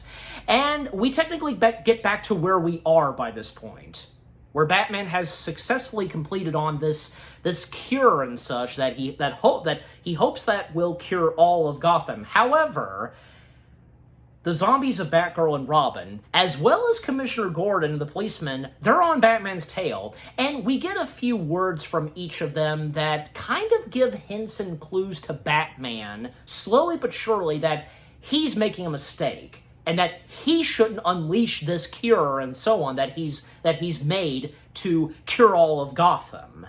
And yeah, with just them getting to him, and they're trying to stop him. Well, Batman then discovering that, well, something about that toxin that Hugo Strange unleashed didn't actually turn them into zombies. It fooled Batman's mind. It affected him. Not the others, just him. The same went for Robin. But when Robin got turned into a zombie, yeah, but Batman putting the puzzles together, and yeah, because, as we all know, for Batman, because he's a detective and solving clues and such. So yeah, he's putting it together when realizing that, yeah, maybe it's not exactly what he thought, where, everyone got affected besides him and Robin, and now just him alone. So that's when he doesn't activate the cure and such, that will, to him, and what he thought at first, will cure all of Gotham and the citizens. And by not doing it, he gives in, and Batgirl taking the device and, shutting it off and so on. And luckily, Batman's vision is cleared where, yeah, they never turned into zombies, because it only affected Batman into thinking that, yeah, what he was seeing from his point of view, it was an entire zombie apocalypse. It's crazy. The twist right there. Okay, but coming back to you, Anchorman, because with what I've had to say up to now, what do you have to say this time? I thought the plot twist was crazy, where Strange was trying to trick Batman into detonating would have been the actual virus, and then it's revealed that he's been under like a spell this whole time. Yeah. And the fact, because, and like I said, we're Batgirl, Robin, Commissioner, and the police. They were on Batman's tail. Like, I wonder, because what was it like from their point of view? Like, what do you make of it, Anchorman? Like, how do you think, what do you think they were actually doing when they were trying to, get on Batman's tail and to stop him from doing this? Like, you know what I'm saying? Like, what do you make of it? They were probably trying to stop him from doing it, and that's what led to, at the end, where they finally do find a way to stop it. Yeah, because the point being is that, they obviously figured out what was going on, and especially with obviously with the help of, say, Batgirl and Robin, But just ultimately in the end, Batman has no longer fallen for Hugo Strange's trick and illusion, with toying with his mind. And the rest of the evening goes on where, this conference, this special event that Bruce Wayne's attending. Just overall, all ends well for this episode. And it's obvious that, look, with what was going on in this episode, there was no way that, because this was the end of everything. Because obviously, something was going on. Little did Batman realize it first, and so by solving the clues and the mystery on all this, it ended pretty well. But just overall, Episode 6, Strange New World. Really good, interesting, crazy, mind-blowing, all at the same time. And with its plot twist, as you said, Anchorman. Okay, now we come to another really good episode. Like, if episode 6 wasn't enough, with what the heck was going on in that episode with a zombie apocalypse, wait until you see episode 7, which being Artifacts. And by the way, because, the release date of these episodes, Strange New World was the last episode to be released in 2006. Then in 2007... we got episode 7, Artifacts. But okay, so description / the story. 1,000 years in the future, literally. Gotham City is plagued by the return of a familiar face from the past. Anchorman, why don't we start with you? Because I off camera, because before we did our review, because you seem to have some good positive things about this episode, what you so far told me, but why don't you start us off with what you have to say about this episode? This episode is probably the best episode of the show. Is where we see Batman in the future, where he's a much older Batman. He's got the black and gray suit. He's got a scar. Robin's finally Nightwing, and Batgirl's Oracle, just like in the comics. Cause in the comic books at the time, Barbara was Oracle because she got shot by the Joker. Yep. So I'm guessing the Killing Joke storyline may have happened in this universe of the Batman. And I like how it takes place probably 1,000 years after the events of this show. Yeah. And it even shows them in 2027. It was I thought that parallel was really nice. I like how it all takes place in the future. Because when we see Batman in the future, we mainly think of Batman Beyond. But in this, we just see an older Bruce Wayne. Yeah, absolutely. Well, and especially the appearance of Batman in this. Because, in the future events of this episode, because where we see an older Batman, because the way the Batman is shown in this episode, he's, really, big and muscular and such. That's to resemble a very iconic look of Batman. I'm sure you know what that is, Anchorman. The Dark Knight Returns? Yeah, I believe so, because, even, say, Ben Affleck's Batman kind of pulled something off like that, too, and with the costume and such. Almost, but just with what I have to say about this episode first off, because, literally, because the way this episode starts off, because in the very future, the, near future, because these archaeologists, they investigate and discover and find the Batcave, frozen and so on, and over time in this episode, they learn about the history and facts, and by putting some evidence together, clues of what happened all those years ago. And this also has to do with Mr. Freeze, yeah. Mr. Freeze, once again being voiced by Clancy Brown, being the main antagonist for this episode, and him being linked to the events of what goes down in this episode. Because, yeah, and like you said Anchorman, because when we get flashbacks of the future, you know, in 2027, because, yeah, Batman, who is now older, taking on Mr. Freeze. Mr. Freeze has had, like, an upgrade and such with his suit. And by this point, yeah, seen Barbara Gordon no longer Batgirl, but now as Oracle, and Oracle being voiced by Kelly Martin, yeah. And by the way, because we still get Daniel Judovitz, if I'm getting the last name right, the voice of Batgirl / Barbara Gordon in this. Yeah, she voices Moira, one of the archaeologists. Yeah, they were archaeologists, correct? Like, if you know Anchorman? Yes. Okay, yeah. I thought so. What's with me? Just, you know, sometimes have to be extra sure. Yeah, and also, like, we get, like, say, a few other characters, and with Moira, because with what they investigate. And, yeah, do you have anything to say on those archaeologists and with what they do when they discover the Batcave, and with them slowly but surely solving some mysteries and clues, and when they discover a recorded message of Batman? Just overall, like, what do you have to say? I think the archaeologists were cool. It was cool seeing, like, people from, like, 1,000 years in the future finding the Batcave and trying to figure out what led to the events of the abandonment of the Batcave and the legacy Batman left in Gotham. Mm-hmm.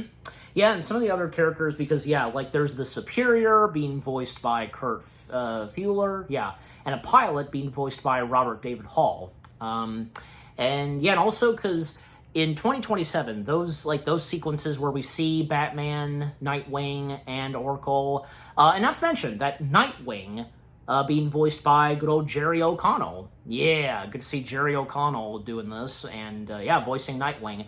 I want to say, like, I can't remember the first time when I watched this episode, like, I knew immediately, like, oh, that's Jerry O'Connell. Maybe, but, of course, I mean, how can I remember? And not to mention that, even by 2027, Alfred, most notably, is still alive and doing pretty good, now with a cane, and, yeah. And Commissioner Gordon, you know, I presume that, yeah, he's still a commissioner, and yet, even after Barbara Gordon now becoming the Oracle, Gordon's still having no idea what his daughter's actually doing. So, yeah. But, you know, still. But, yeah, just, with the events of this episode, and with, yeah, with what Mr. Freeze is doing, and coming back, and when we, you know, with seeing the characters, the archaeologists in the future, with what they discovered in the Batcave, and like you said, Anchorman, it's really interesting and cool, and when they stumble upon a recorded message of Bruce Wayne / Batman, and where it turns out that, yeah, somehow Mr. Freeze survived all those years, and, yeah, just once again causing mayhem, and, well, and coming back to you, Anchorman, because what else have you got to say about this episode? I was surprised they chose Mr. Freeze to survive all the way in the future. It kind of reminds me how he appeared in Batman Beyond, where it's revealed that he's been alive this whole time in that show. So I don't know if they got that idea from that episode to do this episode of the Batman. Probably. But yeah, I mean, just even, of course, in the end, and to speed things up some, because, yeah, ultimately, and in the end, Mr. Freeze is once again taken down, and yeah, because just seeing an episode where, you know, it takes place way in the future, and with what this episode has to offer with its storyline, it's crazy, but cool at the same time. Do you have anything else left to say on this episode? I really like Nightwing's appearance. Mm-hmm. I thought that was... Right.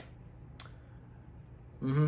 And what about, say, like, you know, Oracle as well? Super cool. I like how he encouraged little... Yeah. I like Oracle's appearance, too. Okay, yeah.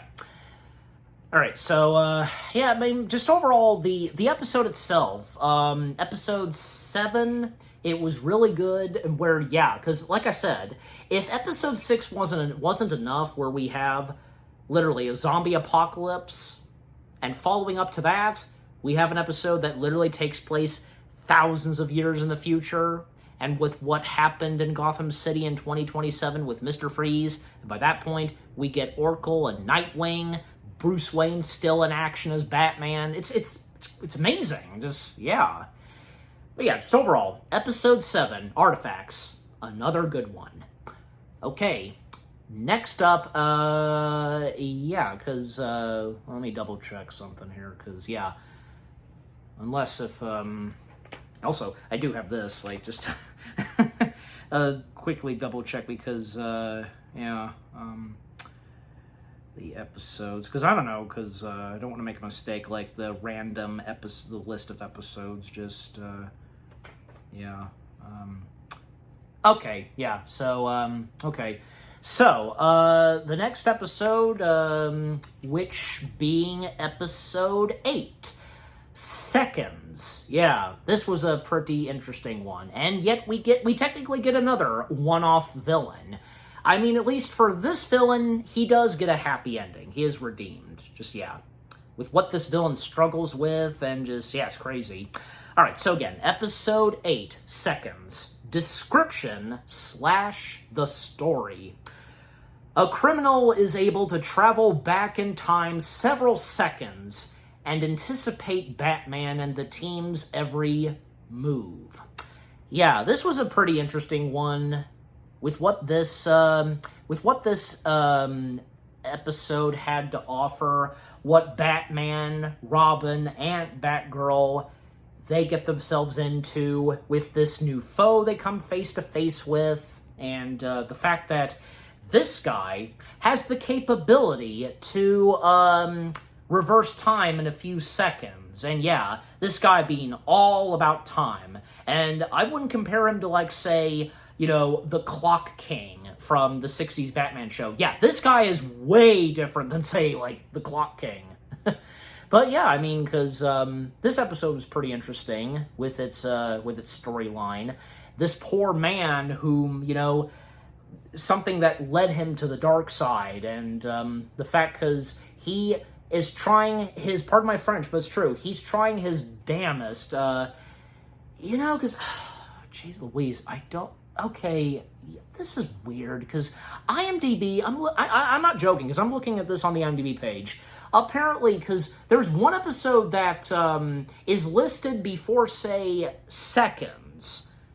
And it's the one with, I'll go ahead and mention it, you know this by now, Harley Quinn, because the debut episode of Harley Quinn is listed before Seconds on its IMDb page. I don't know why, that's confusing. And besides, it shows that, I'm sure you know this, but Seconds is the next episode, so I made that mistake when I believe we did season 2, because I skipped an episode, and you had my back, Anchorman. You told me that, there was one episode we didn't mention, I didn't want to make that mistake again. But anyways, back to the episode itself, Seconds, because,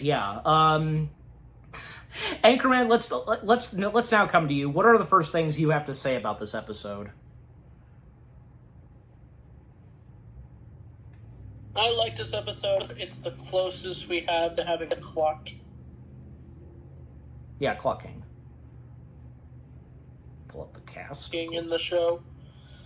I like how he has the power to just time travel for a few seconds in the past, and then he's able to fix what he did.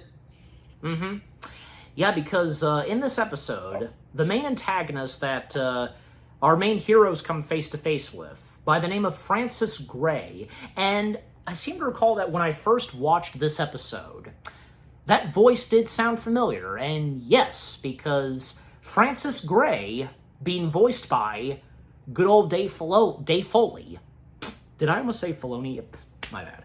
Yeah, Dave Foley, a.k.a. the voice of Flick from A Bug's Life, and doing a lot more voice work, and of course, he's a great actor. We love him in whatever he's been in that we've enjoyed him in. Well, I think for a good majority of us, that would, of course, be A Bug's Life. Yeah, but point being is that, Dave Foley voicing the main antagonist for this, because this guy's backstory is tragic. The fact that he made one mistake, not intentionally, and the fact that he was working at this clock store and he was in an accident, like he slipped and caused some things on the road to collide and such, and that apparently got him to jail. I think even, like, say he was stealing something from that clock store, as I recall, but just, So this is what would get him into jail, and sadly, because he would be separated from his wife and his kids, and I think by that point, because his wife had divorced him, but and Francis, like, when he did eventually, like, get out of jail, him just trying to find ways to reverse time, and make his way back into the past to restore everything. The problem is he can't. What he's doing, and the only ability he has, is by, for a few seconds, what happens. And when Batman, Batgirl, and Robin discover this guy, and what they learn about him, and they try to take him down, and, he's kind of unstoppable, because knowing every seconds of what happened then and what he's going to do this time, and able to block them going after him and such, it's crazy. But coming back to you, Anchorman, what else have you got to say about this episode? I thought it was wild that he was able to take out Batman and Robin and Batgirl with just going back in time for a few seconds and then anticipating all their moves. Yep. Yeah, not to mention that, and still, speed things up some, because, Francis is plotting something. I think because it's like around New Year's or something, because the ball that comes down and, like basically, like, putting something in it, and, like, this toxin, this gas and such, and, it's off to the races for Batman, Batgirl, and Robin to stop him, and just trying to find any various way to take down this guy, and with, what they're trying to learn from him, and, Matt follow his every move, and the fact that, a few seconds he can go back, and, just so on. And, when it comes down to, like, say, them taking on Francis, there's one thing that redeems and wakes up Francis, and that being his son, now older. They somehow brought his son into this, and this is right as Francis was about to unleash mayhem and chaos on the citizens of Gotham, which that does what ultimately happens, and the fact, because sadly, Francis's son got a whip of the gas and so on, and this really upsetting Francis, and somehow, and it's a miracle for him, he manages to go way back in time and to restore his past and set things right. And after that, present time. Now Francis is this very kind, mechanical guy, his son working alongside with him, and that's what I call a good happy ending for whom did become a villain briefly, but then got redeemed and such. But coming back to you, Anchorman, because anything else left you've got to say about this episode? I thought it was crazy at the end of the episode where the man actually almost destroyed Gotham, but I liked how Batman was able to get the man's son to basically have him go back and fix everything, and everything in this episode gets reversed and prevented. Right. And the man becomes like a plumber, I'm pretty sure. I don't know what his job is. I believe, something like that. I believe it is a mechanic, so. Yeah. Because I think, as I recall, like, we see him repairing, like, a clock, so. But and don't you think, because that was a satisfying happy end for someone who did become a villain, but then was redeemed. Yep. It was good. Absolutely. Okay. So overall, episode 8, Seconds. It was another pretty good episode where this guy whom does become a villain for a while in this episode, but then gets redeemed, really good. And with Dave Foley guest voicing in the Batman, with what he brought to this character, really good. Just, overall, another good episode in Season 4. All right, so now we come to episode Nine. Yeah, 9 fingers. Which being the return of the Riddler, because as I recall, he was completely absent in the last season, but now we get him back. And episode 9 being Riddler's Revenge.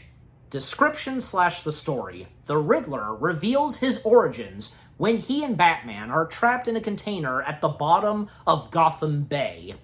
Now, yes, as I read in the description / the story, this is where we center on the origins of Riddler in this variant of Batman, how this Riddler became the Riddler who he is today. Yes, and of course the Riddler's original name being Edward. Yeah, so, well, why don't we start with you once again, Anchorman? What are the first things you have to say about the Riddler's Revenge? I think it's a really good episode. We never really get Riddler's origin, but I like how it shows that he's a tragic character who fell in love, but he kind of screwed his life around, and that's what led him down the dark path. Mm-hmm.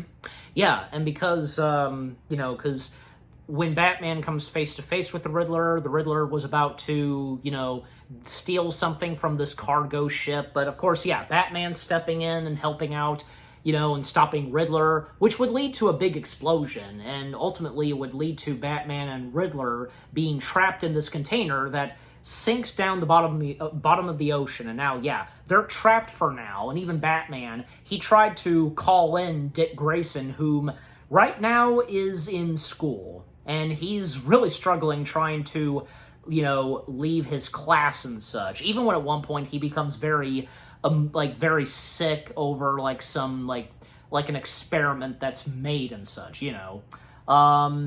and because with what this episode had to offer, and where, Riddler does goes into full detail to Batman why he is who he is today, and seeing Riddler's background, he wasn't the man he is today, he was a scientist and such, and his lab partner, which being Julie, and Julie being voiced by the lovely, talented Brooke Shields. Good to see her be a part of something Batman.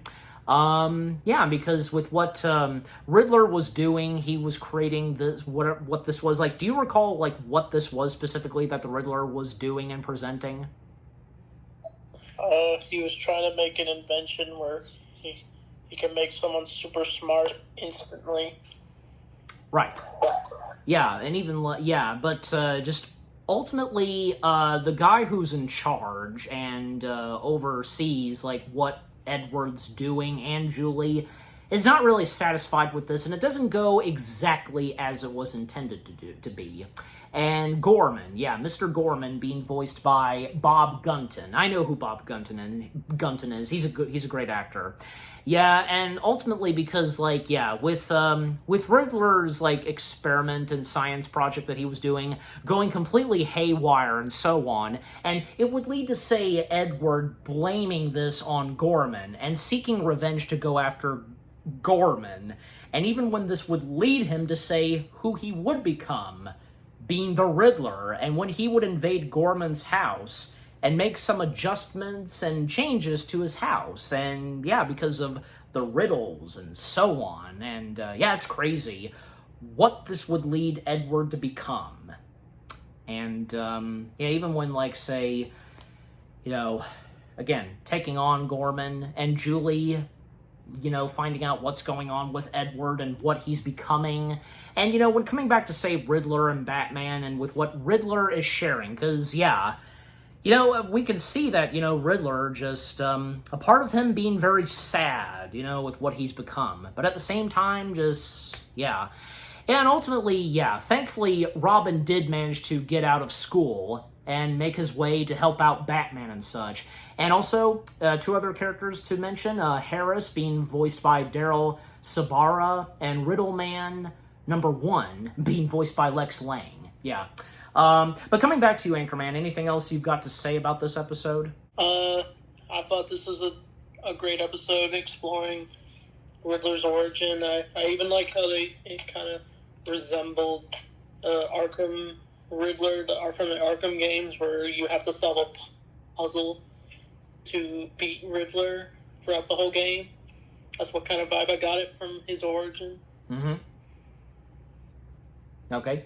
Yeah, and as for me, because, well, to finish off the episode, because ultimately, well, Riddler discovering that he was going after the wrong person for what it was that did to him. He shouldn't have gone after Gorman. He instead should have gone after Julie. Julie was responsible for all this, for what she did, and which would lead to Edward becoming the Riddler. Even Batman, how he puts at it, making it very clear, just, it's heartbreaking. It really is for Riddler. Yeah. And what did you think on that? Because the twist is that, yeah, it wasn't Gorman. Like, you would think, of course, that it would be Gorman, and especially for the Riddler thinking it's Gorman, but it wasn't. Instead, it was whom he was in love with, which being Julie. Anything to say on that, Anchorman? I definitely wasn't expecting it was her the whole time. I was kind of just thinking she was just going to be a victim of the Riddler, but nah, she did something that led to his villainous ways. Yeah. Oh, yeah. Yeah, and just how that episode ends off, just, yeah, on a sad note for Riddler especially. But yeah, just overall, episode 9, Riddler's Revenge, was another pretty good episode. We get the return of Riddler after, he was absent for one season, but with him coming back, and we get to see his origin story in this. It's amazing. And because, this wasn't the first time we had seen an origin story for Riddler. Because before this, we most notably had, say, Batman Forever. That was the beginning of Edward, who would become the Riddler and such. And yeah, because him being a scientist, and yeah, because a project that he was doing that was turned down by his boss and so on, and where it would lead him to, just, yeah. And of course, after this, the Batman, we would get, say, something, Gotham, so the series. But yeah, just overall, Riddler's Revenge, the 9th episode of Season 4, a really good one. Yeah, and because, having, say, most notably Robert Englund and Bob Gunton and Brooke Shields in this, that was great, yeah. Okay, so, with that out of the way, let's see, because, literally, because 1, 2, 3, there's literally 4 episodes left, so, we come to the 4th and final episode of Season 4, which being episode 10, Two of a Kind, description / the story. Joker wants a new partner and tries to recruit the popular psychologist Harley Quinn to join his crime outfit. Yes, so finally, this is where we get the debut of Harley Quinn in this variant of Batman. And yeah, and this being another one where we get the origins of a villain. And because the fact that Joker is trying to find a new partner, and because I think by this point, not that much for, say, Punch and Judy, because, getting tired of them, I guess, by this point. And the fact, because, Joker, I think, being a bit jealous with whom is Batman's partners, of course, being Robin and Batgirl, but he really doesn't have a certain, partner like Batman does, having a partner of his own on the villain side, just, Well, not to mention that Joker is a huge watcher of this psychologist show. I would say, very similar to, say, and how it's done in this, kind of, Dr. Phil vibes or something. And because Dr. Harley Quinn, whom we see, and already, because she's a very interesting psychologist and her attitude and such, and Harley Quinn in this being voiced by the talented Hayden Walsh, and whom most famously would be known for voicing one of the members of Teen Titans, and you of course know who that is, Anchorman. Starfire? Correct. Yes, that's her. Who'd have thought, because the voice of Starfire would be voicing Harley Quinn. Yeah. But I also know Hayden Walsh for a lot of other great voices that she's done, I can, maybe a good majority of you would know this, where she was the voice of, Marcy the cat from Playhouse Disney's Stanley. Yeah, that's her. But more than that, of course, yeah.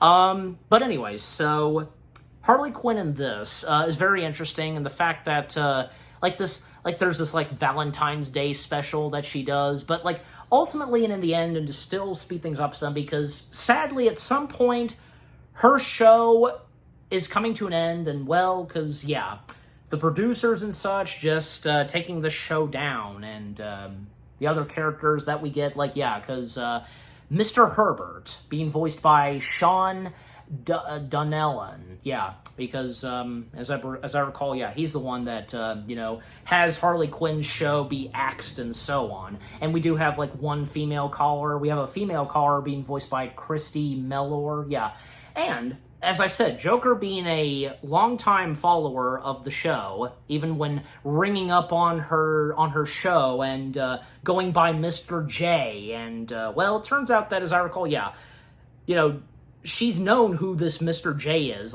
being a longtime caller, and a #1 fan of Harley Quinn's. But okay, we'll come to you, Anchorman, because what are the first things you have to say about this episode? I like how they do their own interpretation of Harley Quinn. It was disappointing that this is her debut, because I wish she was in the show much earlier, so we could have gotten more episodes of her. But I thought her debut was pretty good. I do like the... I don't know. Sorry, I don't know her name. The actress who plays Harley Quinn in this. I think she's a little bit better than Tara Strong as Harley Quinn. Oh, and I think that you just. And I also like the design. No, go ahead. I do like the design of Harley Quinn in this. It definitely looks like a jester. Outfit with I even like the little bells on her. Okay. And I like how she's a talk show host like Dr. Phil, because I used to watch Dr. Phil, but not anymore. Yeah, that's understandable. And because you say that you think she's better than Tara Strong, Hayden Walsh, I believe that's her. Hayden Walsh. I think that's the correct way on pronouncing her full name. But my point being, and what I was going to ask was, you say that you think she's better than Tara Strong, but what say on the original voice of Harley Quinn from the animated series before, most notably, Tara Strong? I feel like she's probably the best Harley Quinn voice actor. It's unfortunate she passed away a few years, I think a year ago. But her memory lives on through Harley Quinn and her life and career. So yeah. Yep. Yeah, and also, what say on also because some of the voices of Harley Quinn, what about say Kaylee Cuoco as Harley Quinn? Which in the Harley Quinn animated series on Max. Oh, yeah. She's really good as Harley Quinn, too. I've seen the Harley Quinn show. I've only seen, I think the first 2 seasons. She was really good.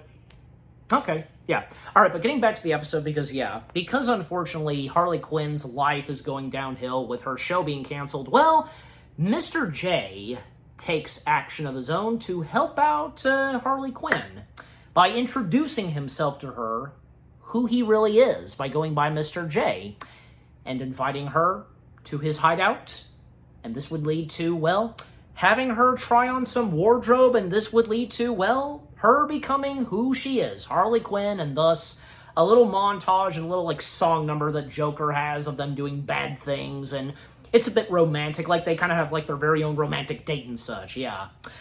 But of course, ultimately, and to still speed things up some, because, when it comes to, say, Batman and Batgirl and Robin, coming in for the action, and taking on Joker and Harley Quinn, it's really cool, of course, and seeing Harley Quinn in action, and even when, Batman knows it is Harley Quinn, because when the mask accidentally comes off her and revealing her eyes, just ultimately, because, with them taking on Joker and Harley Quinn, in the end, Joker is defeated, he vanishes, and, just leaving Harley Quinn behind when she accidentally gets kind of injured and such, and, Batman establishing to Harley Quinn that Joker only cares for himself. He doesn't care about her or anybody else. Or does he? Because he did leave Harley Quinn a little note that they will reunite and such, see you soon. And this this gives Harley Quinn some hope. Yeah, because, Joker does care. Just, yeah. But coming back to you, Anchorman, because with how much I've had to say, anything else you've got to say about this episode? I liked how Bruce was on the dating show and he was not liking it at all. Yeah, that. I did forget to mention that. Thanks for reminding me, because that was pretty interesting where, because Bruce Wayne appearing on that date show, Harley Quinn show, but it doesn't go well for him. Just, yeah. But anything else? Anything else to say? Yeah, it was a good episode for Harley Quinn's debut. Right. Yeah, and the fact, and anything to say on the subject that I brought where, because Joker does abandon Harley Quinn, and after what Batman said to Harley Quinn about Joker only caring about himself, but not really, because after Joker leaving a note for Harley Quinn, anything on that, and with the ending? It's just like the constant manipulation of Joker has over Harley, like just using her. It's just like a constant game for him. He just wants to use her.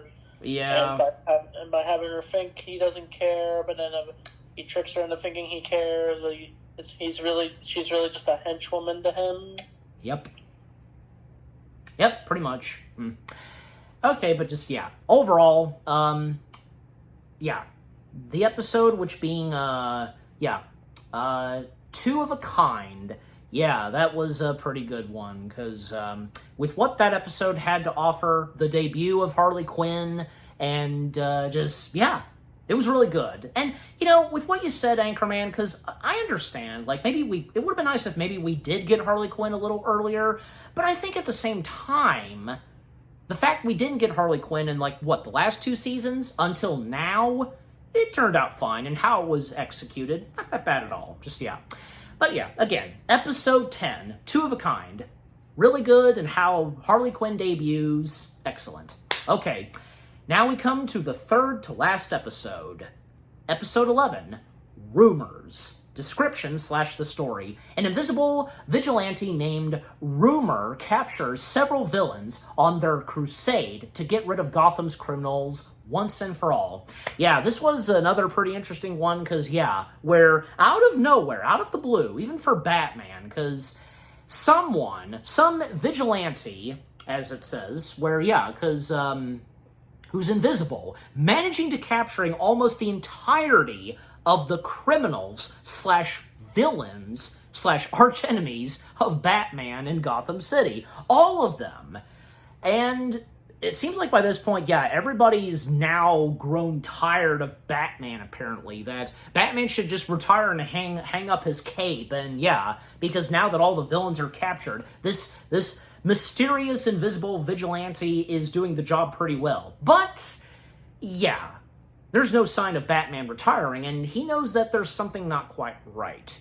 And when discovering that, because almost the entirety of the villains, even Harley Quinn making an appearance there, of course Joker and the others, those that do not get speaking roles, but those that do, and to go ahead and mention them, because Kevin Michael Richardson, Joker, Tom Kenny, Penguin, Ron Perlman, Killer Croc, Gina Gershon as Catwoman, and Richard Green as Hugo Strange. Well, because they believe Batman and Robin, they're the only two that are in this episode. They believe that probably, and most notably Batman, this might have to do with someone by the name of Paul. Batman is very familiar with this Paul guy. In fact, because, the fact that Batman once saved Paul from the Joker, well, it would end with Paul, having lost his legs and now he's on a wheelchair. And the fact that the technology and stuff that Paul has, well, it's believed that maybe it is Paul. And,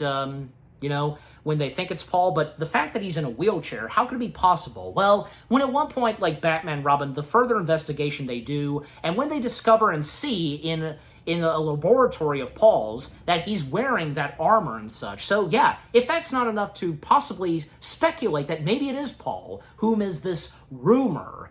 However, there's someone else that works alongside with Paul, like his bodyguard, and which he is voiced by Ron Perlman. So not only does he reprise the voice role of Killer Croc, but he voices a new character in this.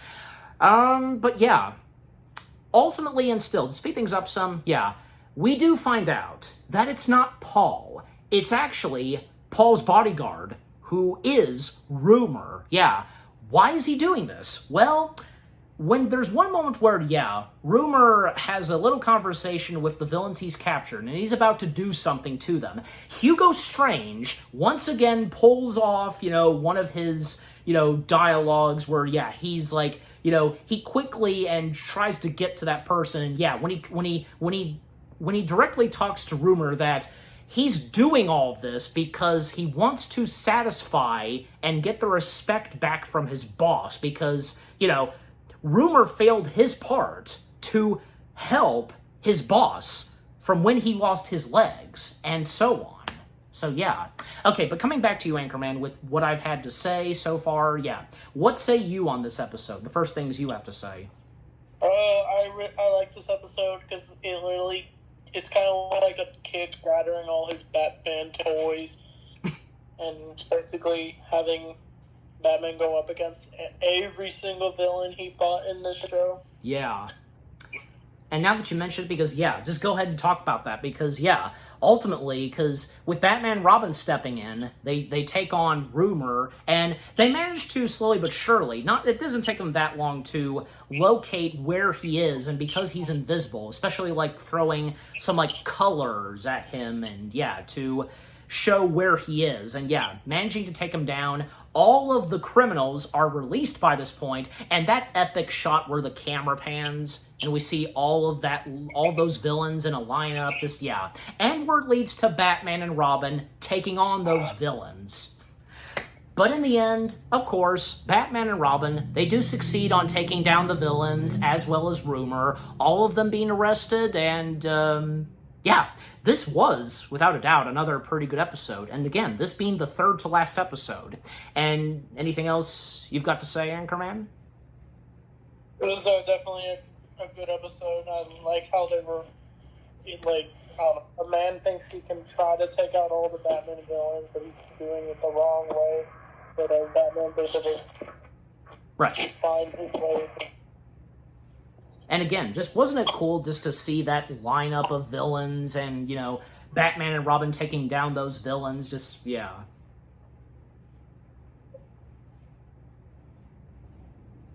it was. Right. All right, but just, overall, episode 11, Rumors. Another good episode in Season 4. Yeah. Okay. Now we come to the last two episodes, and they're actually a two-parter. Parts 1 and 2, The Joining. Description / the story on Part 1.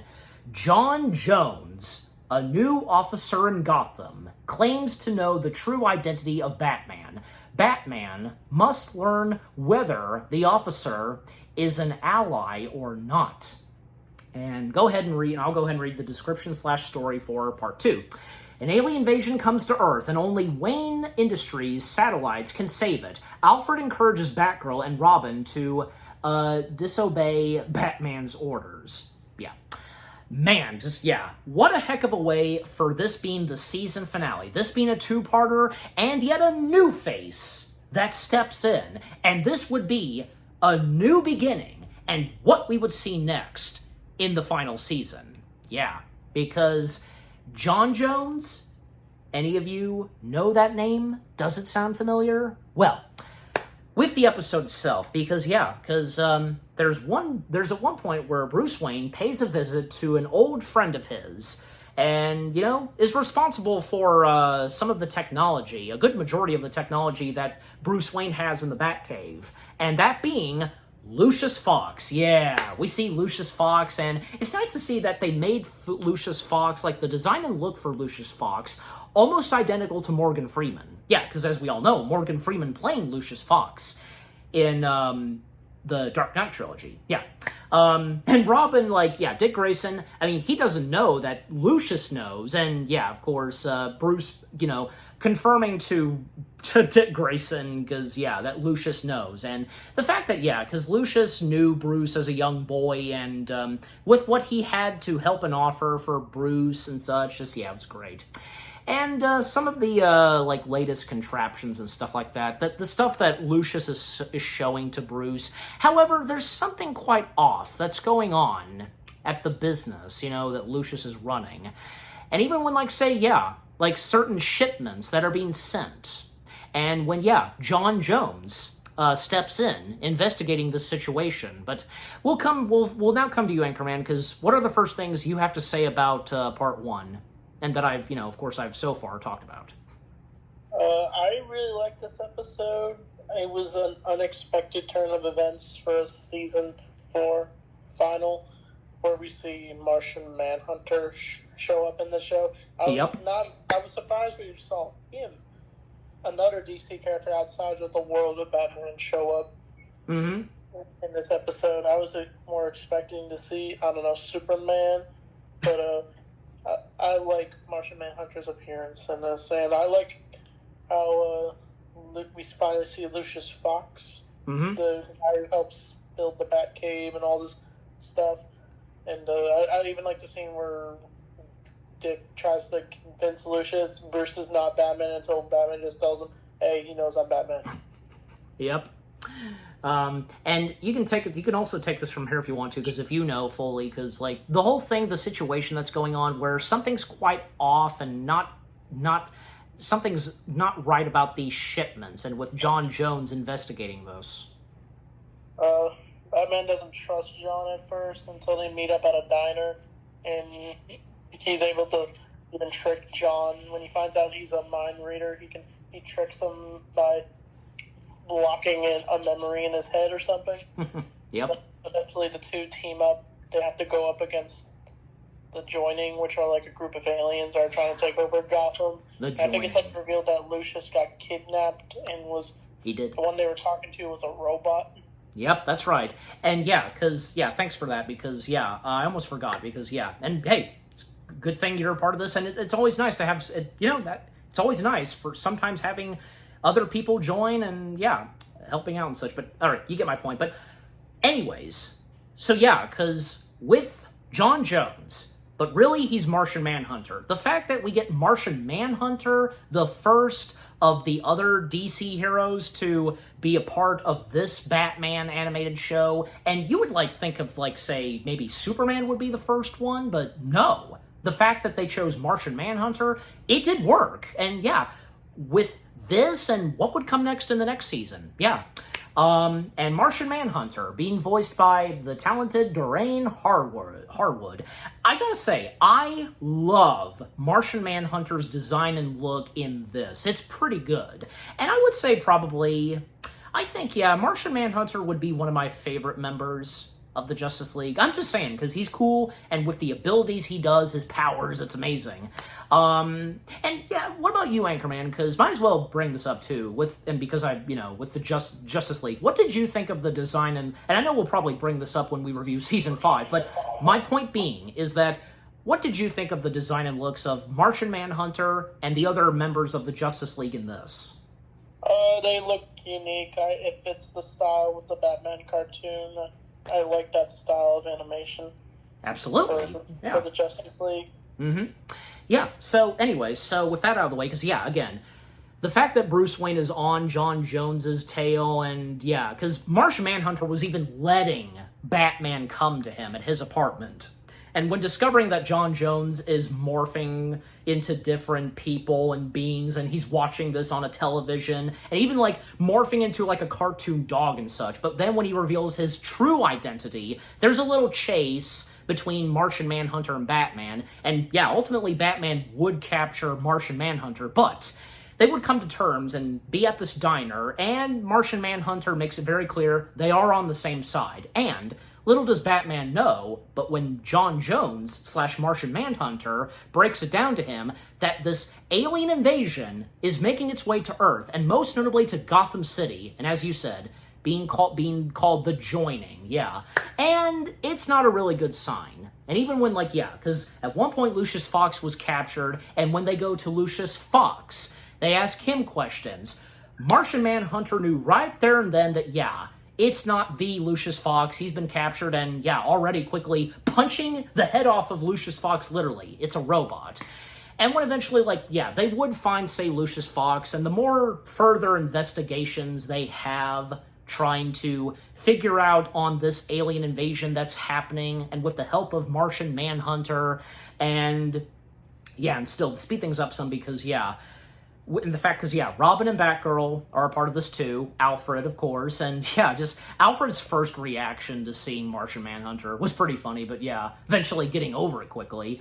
And there's also a worker number 2, being voiced by Roger Rose, but, yeah, just ultimately, because, yeah, their lives are at stake. Gotham is at stake with this alien invasion that is making its way. Not to mention, there's a few new gadgetries in the Batcave that, you know, most notably, Robin and Batgirl are using, like these, like, hovercrafts, you know? They're really cool.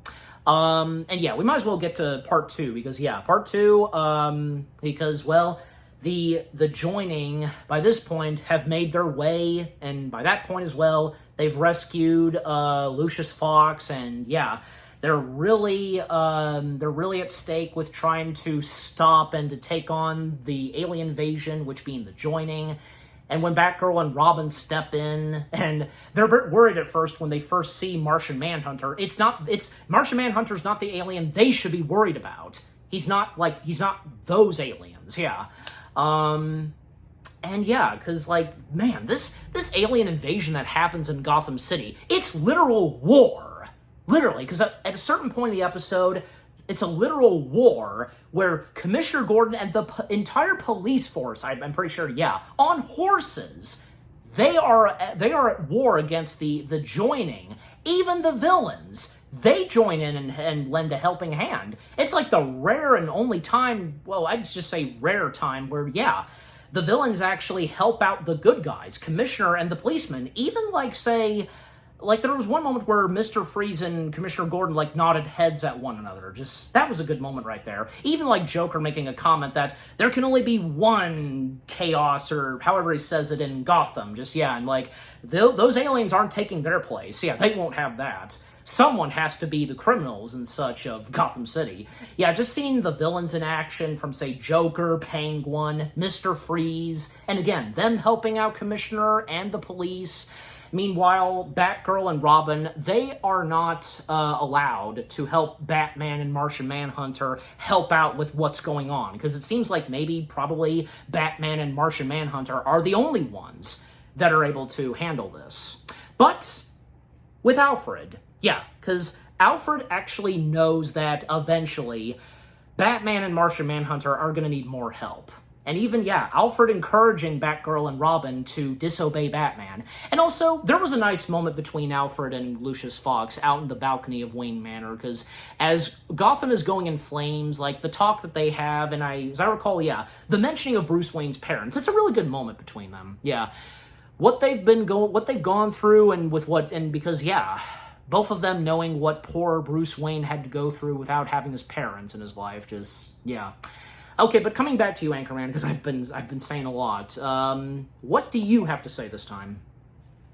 The joining part 2 is really good. I forgot to also mention, I like the moment where Martian Manhunter shows up in the back, and Robin and Batgirl are fascinated by it, but it doesn't like fascinate Alfred too much, because I just like how he says, I've been raising a man who is like a bat. Nothing phases me anymore. Yeah, yes, that's true, because, you know, I mean, by this point, and because of all the crazy villains, you know, that are out there in Gotham, like, nothing would really surprise Alfred or anybody else really anymore. Just, yeah. I mean, kind of, but just, you know, not all of them. Anything else to say? Because, like, you know, a literal war that's happening, and the fact that you've even got the villains helping out and taking on the aliens. Yeah, it's a wild episode. Like, everyone's coming together just to stop the aliens. It's like a rare form we see where the heroes team up just for big moments like this. Oh, yeah. And anything to say, because, like, with what's going on with Batgirl and Robin in this, where they are not asked to join in to help, but eventually they do. They disobey Batman and with what they do, and especially because like the gadgetries that they're using, and like most notably those hovercrafts, just yeah. It shows Batman's trying to protect his sidekicks, but eventually he learned. It's like Batman's little arc where he lets the Bat family come in, and they finally learn to work as a team. Be a family. Exactly. And it seems like by this point, Robin and Batgirl, they've really got it in them, because they really know how to carefully, because, you know, to just really take on the whatever they're dealing with and come face to face with. And yeah, then it would come to, like, say, them using all the satellites to shoot, like, some lasers and such, and to strike the main source of this alien invasion. Anything to say on that? Yeah, it's good. It was good that they were able to stop the aliens as they all work together. And you got anything to say on like that moment that Lucius Fox and Alfred had? I like how it's like a rare moment we see Alfred and Lucius together, and they having their tea. Yep, absolutely. But yeah, just ultimately, and still to speed things up some, because yeah, we're almost at the end. Well, yeah, because in the end, the alien invasion is taken down, and, well, this would just be the start/beginning of a new partnership, where, yeah, because, yeah, Martian Manhunter and Batman being on the same side of good, and, yeah.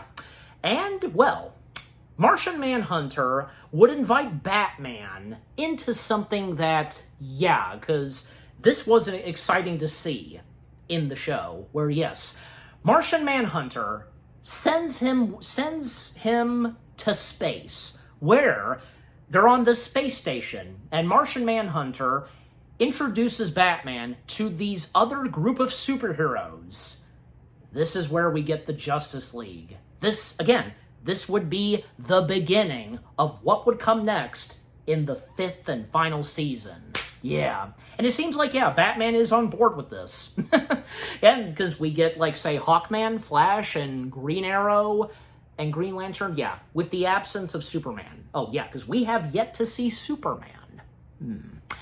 And what anything to say on the ending to Part 2, Anchorman? Because this building up to the Justice League, and, yeah, what we are going to expect in the 5th and final season. Originally, when I saw a clip of this episode, I thought this was the finale, just the series finale, where it would assume at the end Batman would join the Justice League, but I realized it sets up season 5. Oh, and I have a major issue with the Justice League roster. There's no Wonder Woman. She's a major player for the Justice League. I don't know why they couldn't have Wonder Woman in this show. But yeah, I could have talked about that in season 5, but like I felt like bringing it up because no one's not in this roster, and that's okay. It's okay. It's okay to bring it up now. Just yeah. Yeah. I mean, yeah. Now that you say it, I mean, it didn't really cross my mind fully that because when we get the Justice League and the Batman, we get a little snippet of it at the end of season 4. But then when it comes to season 5, yeah. And the fact, because we have no Wonder Woman, there's no female superhero member in the Justice League in this. Now, I'm not saying that I'm complaining about this, but yeah, this is Wonder Woman we're talking about. She is a big member of the Justice League. But you know what? Overall, and at the same time, it still managed to work out without having her in there. But granted, it still would have been nice if we did. Just, yeah. I think there's a reason why they didn't have Wonder Woman. And that is? Go ahead. I think back in the day, DC was having some rights issues with Wonder Woman. Originally she was going to be in Batman Beyond because there was a Justice League episode, but because apparently there was this rule where Wonder Woman couldn't appear in just one episode of a DC show. She had to have a major role. But because of when Justice League came out, the animated series, they felt it was their duty to have Wonder Woman in the show, and they made that work. But yeah, I think if it's just like a one-off appearance, then I think they weren't allowed to have Wonder Woman. It was a weird thing back then. And now Wonder Woman can appear in anything DC now. Of course. Even in the realm of animation.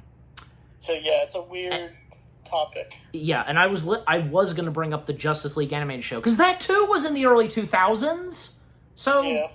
it's baffling. It really is. It's just one of those that's just, what? Like, but, just overall. The ending to Part 2, the Season 4 finale of The Batman, it was really good. And we get our first taste and what is to be expected in Season 5. The fact we're going to get a good majority of the Justice League. Yeah. So, overall, the 2-part finale, The Joining. Yeah, and because, that the title of the episode being the name of those alien species. Yeah. Yeah, but overall, the 2-part finale of Season 4 of The Batman, The Joining, it was no disappointment. A great way to once again end off another season of The Batman. And again, this being the second to last season of The Batman, because there's literally one more season left, and for me and Anchorman to review. But just overall, Season 4 of The Batman itself, it was yet another good season. The more we get in the new season, new characters stepping in, like most notably Robin, new villains from, say, Harley Quinn, a few one-off villains, and some unexpected moments that happen in certain episodes, and with what happens at the finale of the season, it's all amazing and awesome at the same time. And now we'll come to you, Anchorman. Your final thoughts, results, and such on Season 4. I think this is a great season. I like the Robin inclusion. I like the future episode. There was a lot of. I like the one-off villains they did in this season, with the Everywhere Man, the Francis, the Clock King guy, Yep. and I did like the finale where they team up with Martian Manhunter, and Harley Quinn was really fun in the show too. Yep. And some stuff that, you thought was really awesome and that you did not expect to happen in this season. Can you think of any? I was not expecting to see Martian Manhunter show up at first, and some of the plot twists they did with it, so yeah. Well, and also most notably, like what we said earlier, the zombie episode. Yeah, the zombies, that one was really good too. Yep. Yeah, and also because, the fact that, again, Martian Manhunter is the first other DC hero we get in a part of the Justice League. It was an interesting choice, but it makes sense for this and where it led to. Yeah. But so you've heard what me and Anchorman had to say, our final thoughts and results on Season 4, and now how we rate Season 4. We'll start with you, Anchorman. How do you rate Season 4? I'd rate it a 10. Okay. And as for me, well, pretty much the same goes for me. With how much me and Anchorman have said, how much we've enjoyed Season 4 and with what we've had to say, overall, both me and Anchorman, we give it 10 out of 10 stars. 10 out of 10 stars for Season 4 of The Batman. And what about you guys? What did you think of Season 4 of The Batman itself? Is this one of your favorite seasons of The Batman? Which were some of your favorite episodes? Episodes you weren't expecting. The directions it took. Were you excited with the debut of Dick Grayson / Robin? The villains, like, say, most notably Harley Quinn, Killer Moth, and the fact because some episodes that this season had to offer were pretty interesting. Or even, like, say, because the debut of the Clayface we know so well, Basil Karlo. And with the Justice League, starting with Martian Manhunter, and then it would lead to the Justice League, the Alien Invasion, the season finale, the 2-part finale. Just, what more do we have to say, really, by this point? Overall, what do you think of Season 4 of The Batman itself, and with what me and Anchorman had to say about it, our review, and what did you think of our review? Leave comments, and give this review video a like, as always. And so, with all that being said, we thank you very much for watching. We hope you guys enjoyed our review of Season 4 of The Batman. More review videos are on your way. They're going to be awesome. Keep looking forward. And we will see you guys, me and Anchorman, in the next video / review. And Anchorman, once again, it was a great pleasure to having you join me reviewing the 4th season, and the fact we literally have one more season left. Thank you for having me on. Anytime, bro. Anytime. Yep. So, yeah, and any last words? Say goodbye. Bye. Okay, he says that for me. Again, we thank you very much for watching. Take care, and until we review the 5th and final season of The Batman, peace out.